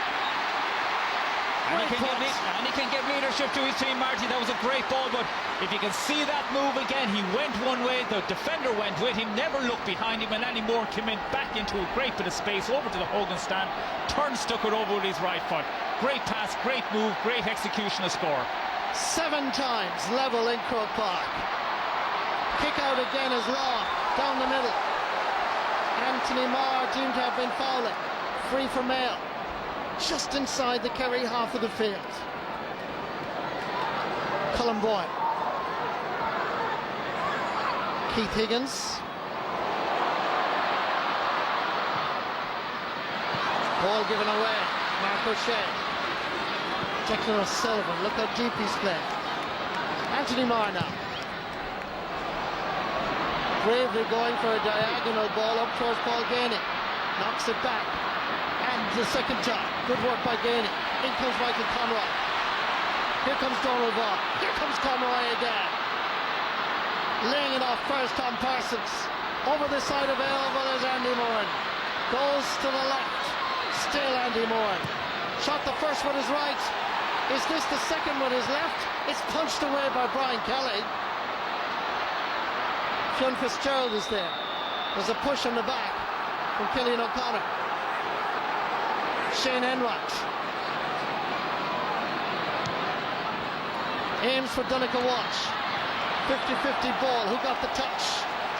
It's a Mayo ball, I think, Marty. A Kerry ball. It's a Kerry ball. Killian Young. Aiming for Paul Gainey. Knocked away by Ger Cafferty. Grabbed by Paul Gainey. He rushed his shot. Ball is wide. That's a lucky escape for Mayo. That should have been the score because Paul Gainey has been on form all afternoon. But again, it's that handling errors, and it's going to come down to handling errors, good passing, little flicks, little touches, not the tactics of the game. It's down to the basics of the game, Marty. With 10-15 minutes to go, it always is. Just the tally of wides you saw there. It's very tight. 7 for Mayo, 6 for Kerry. Declan O'Sullivan. Brian Sheehan. He's going to go for it. It is dropping. Out comes Robbie Henry and punches it away. There's Tom Kniff. Ger Cafferty is available, so too Kevin McLaughlin. Seamus O'Shea. Gets by several challenges. Gone through the middle is Donald Vaughan. He's on the 20, 13. About to pull the trigger. It has to be a penalty. Wonderful, incisive run by Donald Vaughan. The referee has given a penalty. He's indicated that it is. But what about this? It started with Seamus O'Shea. Here comes Donald Vaughan like a train and is pulled down inside the large rectangle. Penalty, it has to be. Absolutely no doubt about it, but two penetrating runs by the two midfielders. Seamus O'Shea began it, slipped through two players, gave a brilliant pass to Donald Vaughan. Little bit fortunate to get it, but he pushed on another 20-30 yards. The Kerry defence had no option, and this is such a big kick, such a big penalty. Mayo have scored 8 times in the second half, Kerry 4 times. Sides level for the 7th occasion. Peter Crowley going to be booked here. What colour is the card? It's a yellow. Yeah, I think the crowd, a little bit of a boo coming behind us. I think they expected it to be a black. Is it a deliberate pulling down? Isn't that why the black card was introduced? It's Cillian O'Connor facing Brian Kelly. A crucial moment in this All-Ireland football semi-final. He scored 2 penalties all the way over in the Bronx, New York, in the first round of the championship. It's Cillian O'Connor against Kelly. It's a goal for Mayo. It's his 3rd successful penalty in the championship journey for the Connacht champions. 4 points down at half-time. Mayo lead 1-13. Kerry 13 points. It may be his 3rd one. It's his best one, it's his biggest one, and it's his most important one. And watch the way he did it into the top left-hand corner of the net. He actually waited for the goalkeeper to make his little move, and then he picked his spot. Brilliant execution, absolutely brilliant. Free going to be given. I think the referee actually wants the kick out to be taken again. Kieran Donaghy is making his first appearance, and gone off is Anthony Marr. And you'd have to say, considering the way Marr and Moran dominated midfield, Mayo certainly rectified that problem with a far better performance in the second half. And Kieran Donaghy is out in the middle of the field to try and gather invaluable possession. Referee blows his whistle. Free to Kerry. David Moran going to take it, looks at options. Hard to believe, but Kerry have an extra man. I know I keep saying it, but really you have to hand it to Mayo. Wonderful, wonderful second half performance. But they haven't won it yet. Keith Higgins to Aidan O'Shea. Higgins goes for the return pass. Alan Dillon available. So too is Colin Boyd. His passion in the challenge is superb in the start of the second half. Tom Kniff puts the head down. Donald Vaughan sprays it over. Here's Cillian O'Connor. Gets away from Mark O'Shea, and he puts it over the bar. 1 goal and 7 points for Cillian O'Connor. Well, Marty, the man who we thought was unmarkable this afternoon, James O'Donoghue, has been marked. Cillian O'Connor is the man, is the new kid on the black. Oh, great score, great penalty, top left-hand corner. But Cillian O'Connor absolutely on fire. I'd say if they get the ball anywhere around him at all, it'll end up in a score. Here comes David Moore. In the centre, Johnny Buckley. Opposite number 11 is Aidan O'Shea. Has to backtrack. Look at the passion of Mayo. Tom Parsons putting the pressure on. Here's Peter Crowley. James O'Donoghue comes looking for it. The score would be a help for Kerry. Ball is left and wide. 7 wides for Kerry. The winning of this game is in the tackling, it's in the defending, it's in the counter-attacking, but it's in the guts and the courage that Mayo have shown for the second half, and the team has been transformed, the game has been transformed. That's a poor wide, but you can see now that Kerry are snatching at opportunities. James O'Donoghue probably would have got that if they were 2 or 3 points ahead. But you talked about being a man down, Marty.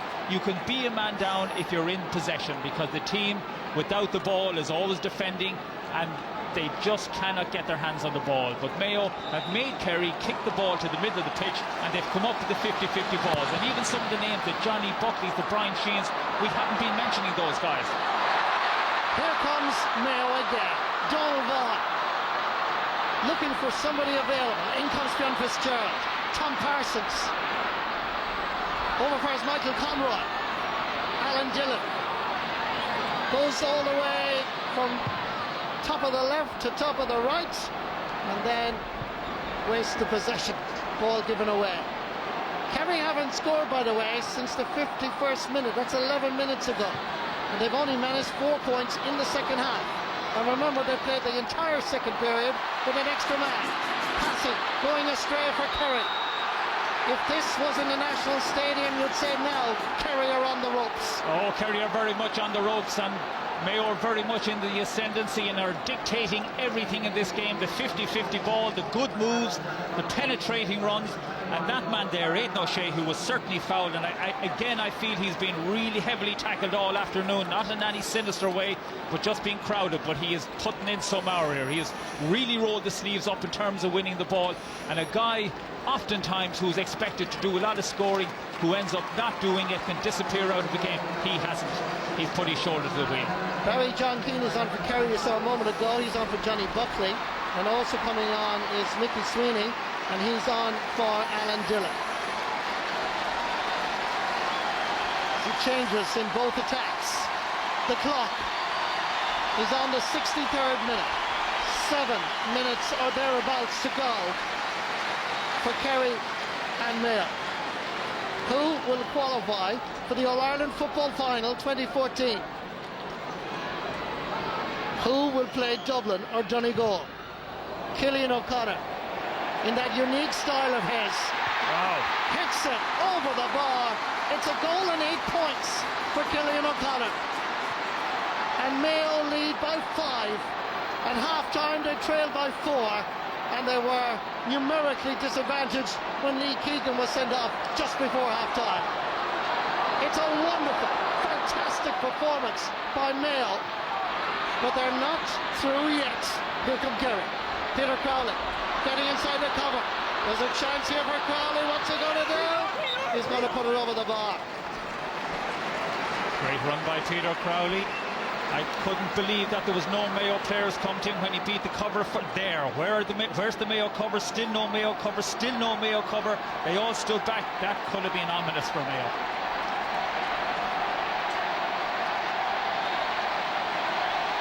Robbie Heddle and Braithwaite going for the short kick out. Colin Boyd. Seamus O'Shea. Down the middle pathway. There's Mickey Sweeney. Tom Parsons. Good ball. Andy Moore. On the turn. Over the bar. No. Referee and umpire are undecided, and they're now gone to Hawkeye. Yes, it is a Hawkeye decision by the umpires. They were unsure. It's the first time we've used Hawkeye this afternoon in this All-Ireland Senior Football semi-final. Is Andy Moran's shot over the crossbar inside the post? I thought it was, Marty. It is, yeah. I thought so. I thought it was from here. And you know by the reaction of Andy Moran, but what a ball by Tom Parsons. That's the second time he's done that. That's the second time Andy Moran has changed direction inside and come up to a clean possession and an easy shot. 5 points between the teams again. 5 minutes to go in this All-Ireland semi-final. David Moran. Down for Paul Ganey. towards Kieran Donaghy. Here's Donaghy. Head down, heading towards goal. Wanted to take it quickly. There's a free. I've wondered, Marty, why that man hasn't been partaking in more championship game time for Kerry. You have a pair of hands like that, you have an ability like that, experience like that, and he sits on the sideline for a long, long time. I'm sure there's a good reason. Brian Sheehan with his first free of the day. It's over the bar. And Kerry just have lost their way. Brilliant, brilliant catch. I mean, that's what he can do. That's what we know him for, on the edge of the square. And I think you will see in the last 5 or 6 minutes, he will sit in there, and I think they will pump ball into him, because that's the only way they're going to win this game. Kieran O'Leary from Dr. Crokes is on. Donncha Walsh is off, but I have to say Donncha Walsh's engine obviously ran out of petrol, because he gave it everything. And it's a chance for Kieran O'Leary to shine. 4 points between the teams. The clock ticks past the 67th minute. Possession now vital. Killian Young.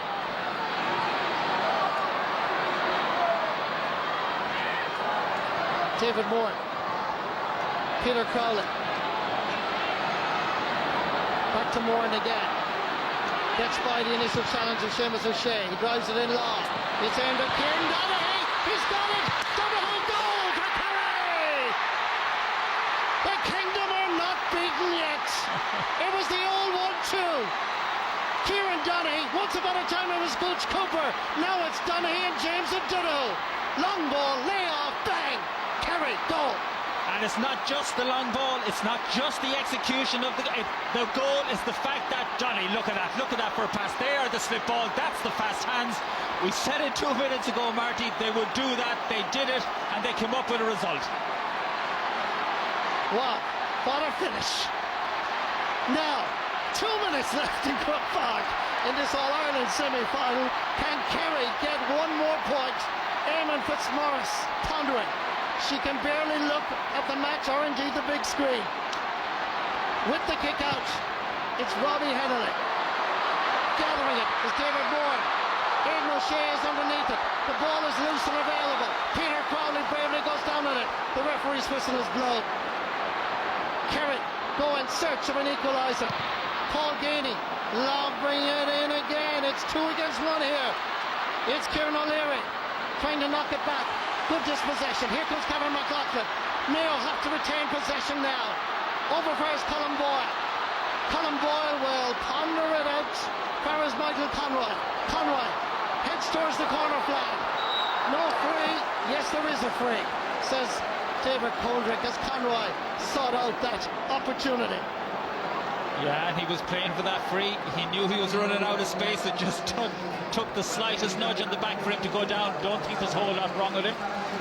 But we're getting a chance to get a break. But Marty, what a half this has been. What a game of football. It's nearly as exciting as a game of hurling, but this game this afternoon, the displays of courage, men going for 50-50 ball with total disregard for their bodies, going for everything, the excitement, the passes, it's been brilliant stuff. Kevin Keane is on for Ger Cafferty. Ball inside. Last man to touch is Killian O'Connor. Gathering it is Michael Conroy. Back out first, Killian O'Connor. Trying to cut inside. Kerry must not foul here. Mayo must retain possession.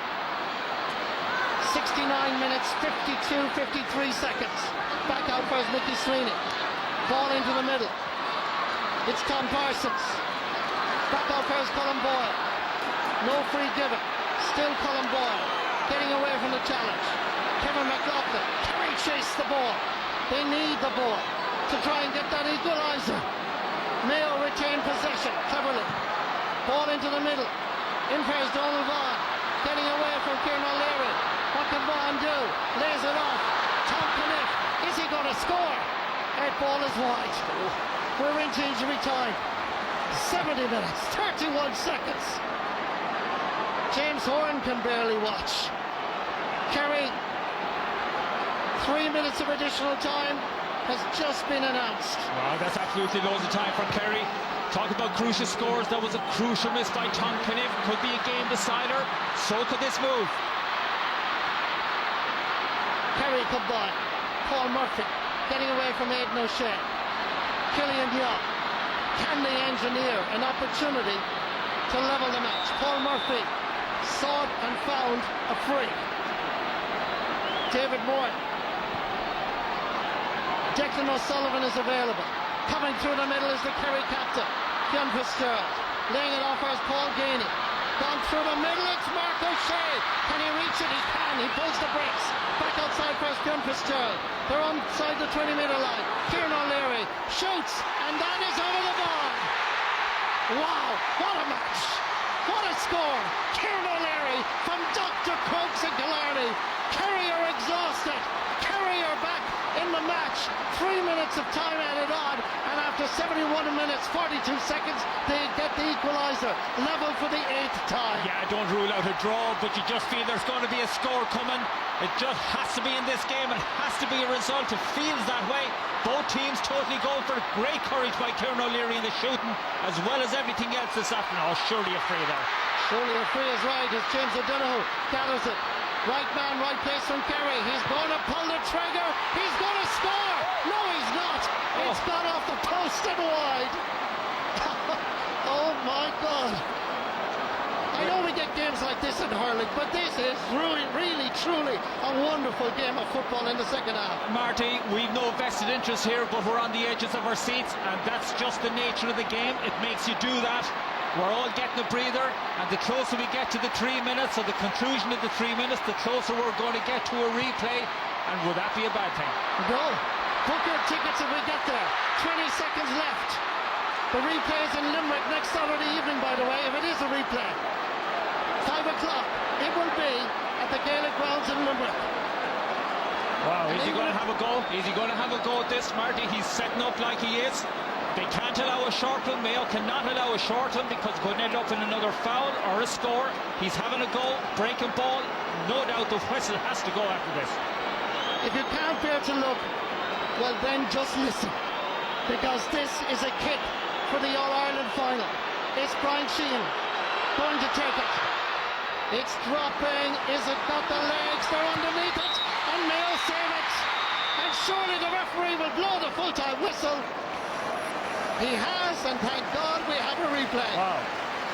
What a game of football. Wonderful, wonderful. Back in 1951, Kerry and Mayo went to a draw in the All-Ireland semi-final. Mayo went on to win it, and indeed went on to win the All-Ireland title, which they haven't done since that day in 1951. Is that an omen, I wonder, for Mayo? Well, I'd say if it wasn't Dublin or Donegal waiting on a possible Dublin, but let's concentrate in this game because it had it absolutely all. Everything. Good play, good football, and we have to say that about the second half.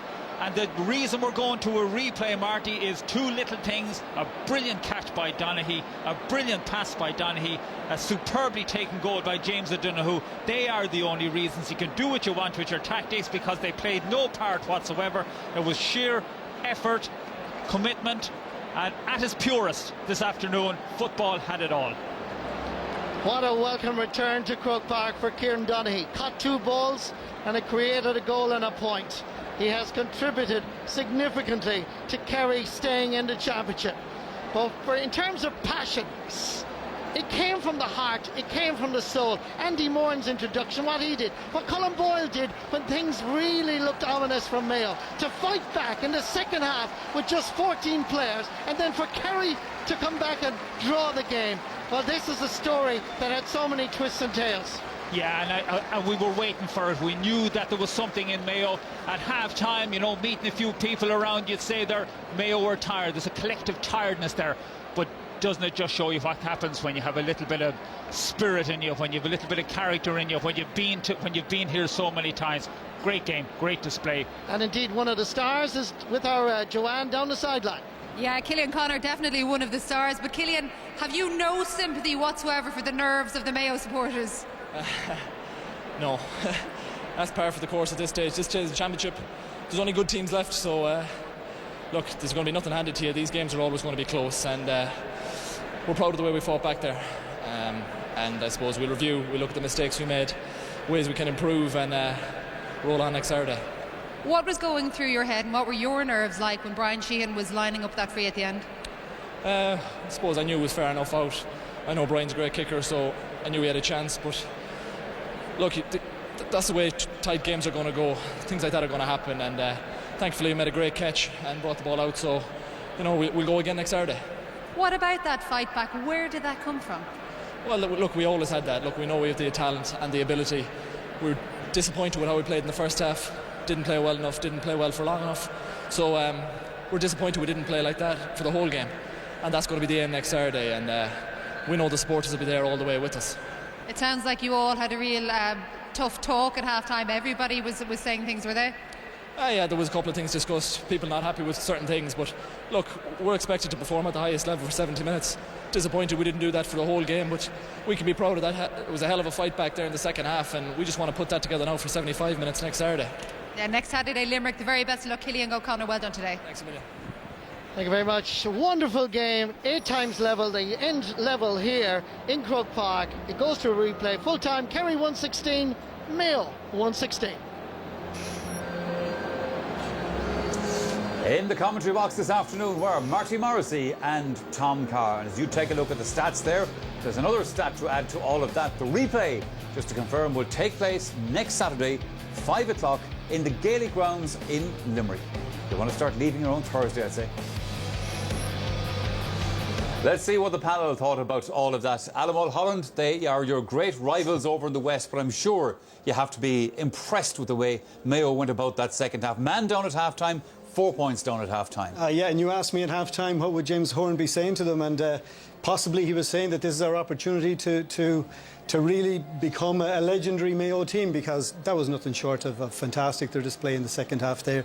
I was saying to Joe, they seemed to be liberated at half-time by the sending off and pushed on. Yeah, in a bizarre way, Lee Keegan going off, and he's one of their best players, so that was a blow. It actually changed them. It did. It gave them a confidence to push on, to do away with Joe's sweeper and just push on to... They kept the sweeper. They kept the sweeper amazingly. They kept the sweeper. I think they kind of rotated that a little bit, but they really worked hard. I think the point is tactics went out the window in the second half, and I suppose the prospect of an execution concentrates the mind. And the only one I think who's very happy here is Alan. There's no big queue at the payout window in Mulholland. Bookies, he keeps all the money because of the draw. That's why he's wearing such a nice... He wins everywhere. I don't think that at all. But I think too, in fairness to Mayo, I think we saw one of the great performances of a second half in Aidan O'Shea, who dragged his team back into the game on his back. Killian O'Connor, Andy Moran coming on. And it was a fantastic display of spirit. When questions were asked about Mayo, about their manhood, about everything about their team, they stood up and were counted. And in the end, we had a magnificent Kerry fight back when the gun was really put to their head, with Starr coming on and setting up the goal. So the second half had everything. The first half was dreadful. Yeah. Because in actual fact, Joe, Colm said to me when Mayo got the goal from the penalty, he says, now we'll see what Kerry are made of. Yeah. But in fairness, they answered that as well. Well, I mean, it was an extraordinary second half. Aidan O'Shea, if there's a better Gaelic footballer, I mean, it was a truly brilliant performance. Under severe pressure and incessant fouling. I mean, they drove forward with courage and conviction. They went back to doing what Mayo have been doing over the last few years, and they seem to have forgotten in the first half. I mean, and I thought a true picture of the team's worth appeared in the second half. But it is worth saying that when it came to the crunch, Mayo in the 66th minute were 5 points ahead. 5 points. And all they had to do was not concede a goal. And again, far too nice. Tony McEntee said to me this morning, he said, we wouldn't play Jared Cafferty at full-back for Cross McGlenn, for he's too nice. That's a club team. And again, you saw it there, giving away a 5-point advantage. When they had the game won, they had Kerry crushed, you would have thought. Great credit to Kerry, and but for James O'Donoghue hitting the outside of the post. But is that not a case now of the glass half empty instead of half full? No, well, I mean, it was a brilliant second half performance by Mayo. Fantastic in every way. I mean, they're a better team than Kerry, there can be no doubt about that. And they will put it up to Dublin, for example, in the final. But the worry still is that when it was there for them, they're brittle. But we still also didn't have to drive make it home. the point, you know, Joe with a sort of half backhanded compliment to Mayo, but I think it's absolutely dreadful that we have to go to Limerick for an All-Ireland semi-final because there's an American football match here in Croke Park next Saturday. I think they should have put the match off, the replay off to the following Saturday, even the day before the hurling, to allow everybody to, you know, the comfort of Croke Park, and an All-Ireland semi-final deserves to be played. It's not insulting to Limerick in any way, but an All-Ireland semi-final of this status, and after we had here in the second half, should be played in Croke Park. Yeah, there's going to be some atmosphere, I can tell you, down in the Gaelic grounds next Saturday, and it will be next Saturday down there. Time for our final break of the day, more reaction and analysis when we return. And there's also another chance for you to enter our latest competition. There's a new car in the offering, and the details are right after these.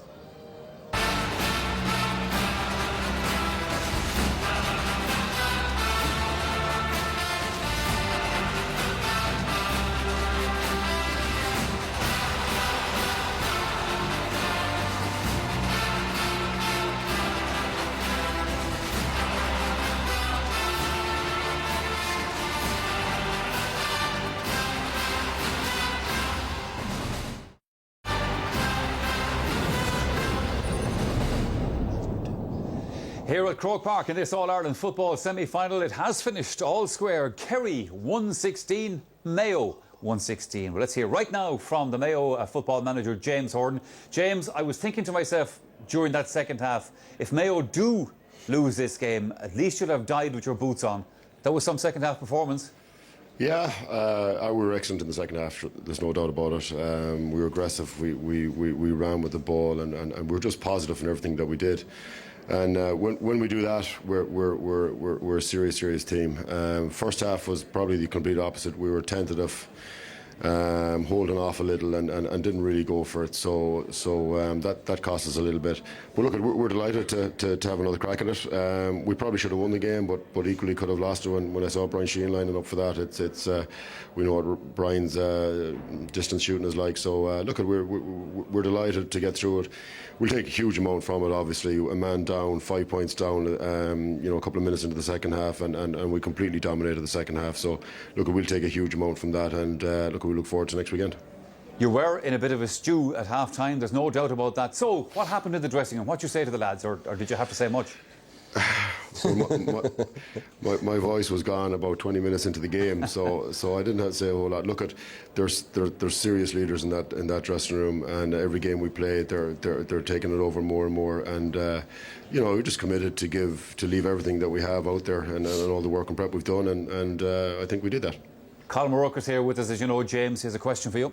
Are you talking to the media, James? I was just wondering about the lack of energy, particularly it seemed in counter-attacking in the first half, or was a policy to hang back to make sure that Kerry didn't get any goals. But you seem to be very dead in your boots in the first half, in your half-back line, didn't attack, your half-forward line weren't able to support attack. What was the policy there? Yeah, no, look, we play football, we play an attacking base game of football, and we pressure high, and that's our philosophy, and that's what we completely believe in. Maybe we got caught up a little bit in trying to check back and check up and what to do, and sometimes when you're in that zone, you're doing nothing. So, but look, we'll certainly learn from that, but, more of what we did in the second half is what we're looking for, so plenty to work on. And one final one for you, James. You're off to Limerick next Saturday evening for the replay. How does that sound to you? I'd rather be up here, obviously. Limerick wouldn't be your preferred choice of a venue, but look, we'll do what we have to do. All right, James. Listen, thanks for your time again. We'll see you next Saturday. That was, by that Mayo team, as good a performance as I've seen from them in Croke Park. It was an extraordinary. And taking into account that they hammered Donegal last year. Yeah. Well, I think that it was a truer picture in the second half. I mean, I think that Mayo were an appreciably better team than Kerry, but still, their performances were heroic. I mean, Colin Boyle, Aidan O'Shea. I mean, Aidan O'Shea is such a brilliant Gaelic footballer under such huge pressure, and he led throughout the second half. I mean, it was just conspicuous heroism for 25 minutes. And I mean, just picking up on the point about Limerick. I mean, it is a terrible shame that the Gaels of Ireland, who won this ground, I mean, it's the people of Ireland, the Gaels who won this ground, can't come here next week to watch another All-Ireland semi-final. It's our ground. Instead, there's American football being played here. And sooner or later, the pursuit of money is going to have to give way to communitarian ideals, which are what the GA is supposed to be founded on. And I mean, we've been just on that point going down a very, very worrying path indeed. Sooner or later, we're going to have to make a decision about this. Are we a community organisation owned by the people of Ireland, or are we going to just sell ourselves to the highest bidder? This is a very expensive venue to run. Somebody has to pay these people. This place was paid off over 10 years ago. We've always been able to run our affairs. I think there'd be no problem. Put the game on the day before the hurling final. The American football is on next Saturday, and Dublin and Donegal are playing on Sunday. What would be the difference then? That's only 2 weeks before the All-Ireland, so that's not going to be any better either. But 2 weeks is actually ideal in preparation terms. Let's talk football. Right. You had a look at that Mayo set up in the second half, the way they drove forward in the game. Well, I mean, this is what Mayo have been done. This is what we expected them to do today, to drive forward. And when they do that, they're virtually irresistible. I mean, they lost the All-Ireland final by a point last year. I don't think they should have lost the game. I mean, I think it was sheer naivety on their full back line and their tactical setup there. But in the second half, they did what they do best.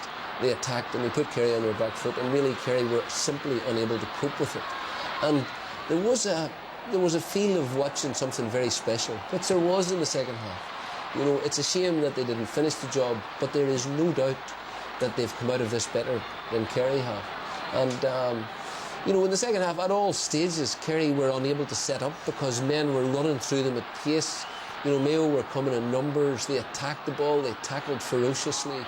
They did all the things that are the basic requirements to succeed at this level. And once they competed as hard as Kerry were competing, then really there was only one team in it. And but for a miraculous fetch by Starr and some very naive defending by Mayo, they would have won the game. And I mean, no one's going to complain about coming to watch this again, because it really was an extraordinary second half of football. I think the big thing is the tempo of the game increased appreciably. The first half was a sort of slow motion game. The second half, I'd have to say too that I'd say Kerry will be quite annoyed with the refereeing, because I think in the second half Donegal Walsh in particular probably felt he should have got frees. I felt he should have got at least 2 frees. And definitely, the usual thing, a team with a man sent off, they tend to get the benefit of decisions, and it was particularly true in this game. O'Shea is such a horse. I mean, it was just a brilliant performance. I mean, if you had a son that played a Gaelic football match like that, I mean, you would die happy. I mean, it was just a fantastic effort, and something that was memorable, really memorable. Alan, Mayo were driving into this game in the second half, and then they got the other break that they needed, the penalty. Yeah. And there was no doubt about this, I think, was there? No doubt at all. I'd agree with Colm. I think the referee kind of did favour Mayo a bit in the second half, but in Mayo's favour, I think that the penalty or the sending off wasn't sending off. But here you see Donald Vaughan coming through. Thought he was going to slip it to Andy Moore, and he decided not to. And it was a definite penalty, no doubt about that. And I think the way it was dispatched was fantastic too. And it was really what the game needed at that stage. We were kind of saying, even though Mayo were coming back and knocking off points, a goal was really going to put them into the ascendancy and see them. And the penalty kick was pressure. It was, but top left corner didn't give him a chance. Never doubted him. And it was a fantastic penalty. I thought the referee was very good. He could have been nitpicky and destroyed the game. The sending off was very bad. He ought not to have sent him off. I mean, there's human error, and that's what that was. But apart from that, I thought he was very good. He let the game go. All right, let's get the thoughts of the Kerry manager, Eamon Fitzmaurice. He's talking to Joanne Cantwell. Eamon, how do you feel as Kerry manager with the way that game ended? Relieved, Joanne. Relieved that we're still there. It looked like there with a couple of minutes to go that the game had gone away from us in the second half. So we're delighted to have another go at it. We'll have to improve a good bit for next weekend, but it's great to be still in the championship. Why were you so off the pace, do you think, in the second half in comparison with Mayo? Hard to know, hard to put our finger on it now. We'll have to have a look at it and analyse it. Definitely it was it was a disappointing showing from us in the second half. We set back, we invited Mayo on. That wasn't our plan at half time. And they got massive momentum, and they showed great character. Down to 14 men, down 4 points. They fought on their backs for each other, and we struggled with it. But like I said, I'm very proud of the lads that they dug in and we got the goal. Kieran Donny made a great catch and passed to James, and James took it, and we just barely got the draw. Could have stolen it in the end, but definitely we'll take a draw. In fact, I'm sure Kieran Donaghy has been very frustrated lately. He did make a massive difference all round, didn't he, when he came on? He did. He was outstanding. In fairness to him, he's worked ferociously hard this year. He's had an injury. It's been a frustrating season for him, stop-start, but he kept at it.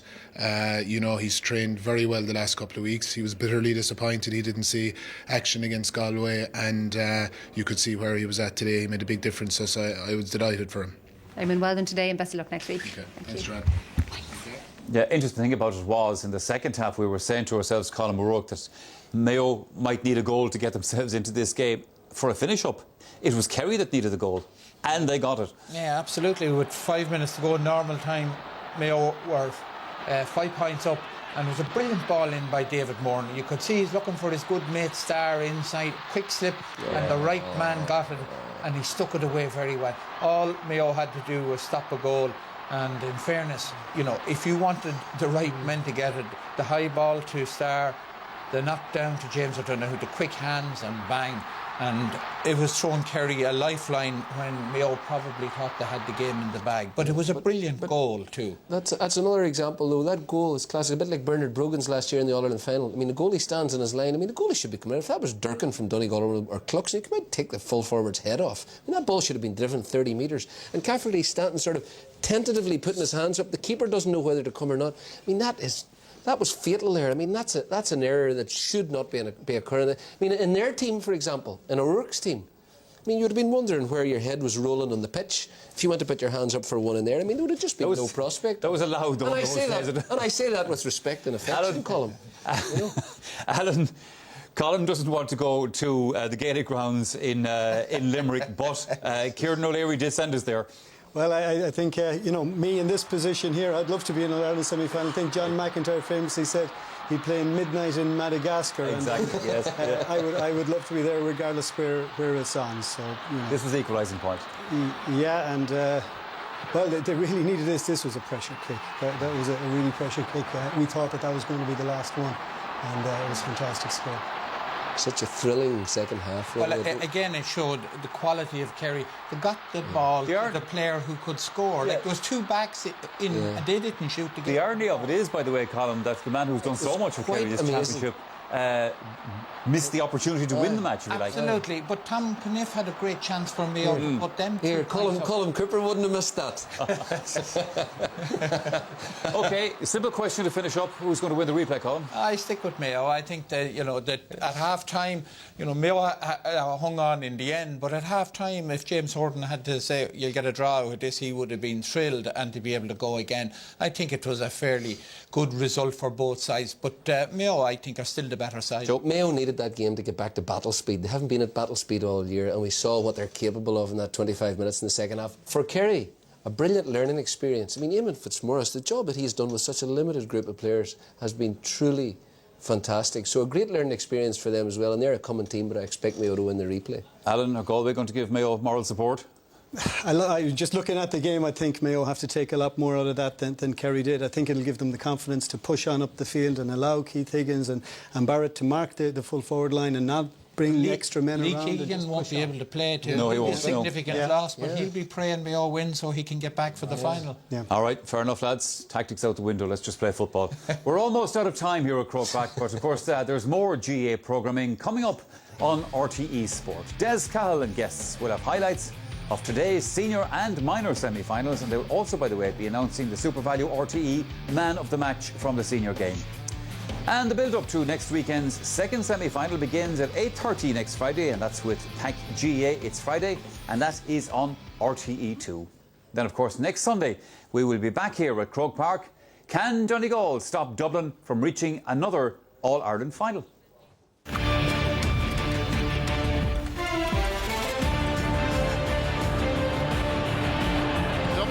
And running in their defence of the Leinster and All-Ireland titles. Michael Dara McCauley. That should be it. Dublin are the kings of Leinster. Far superior. And they march on. Donegal are back as kings of Ulster. Oh, what a finish! And Donegal are in the All-Ireland football semi-final against Dublin. Yeah, that's sure to be a fascinating encounter next Sunday as well. OK, my thanks to Colin, to Joe and of course to Alan and Mulholland for their company here this afternoon. Well, we were treated to a thriller here at Croke Park this afternoon. Kerry and Mayo will have to do it all over again next Saturday evening. Hope to see you next weekend. In the meantime, take care.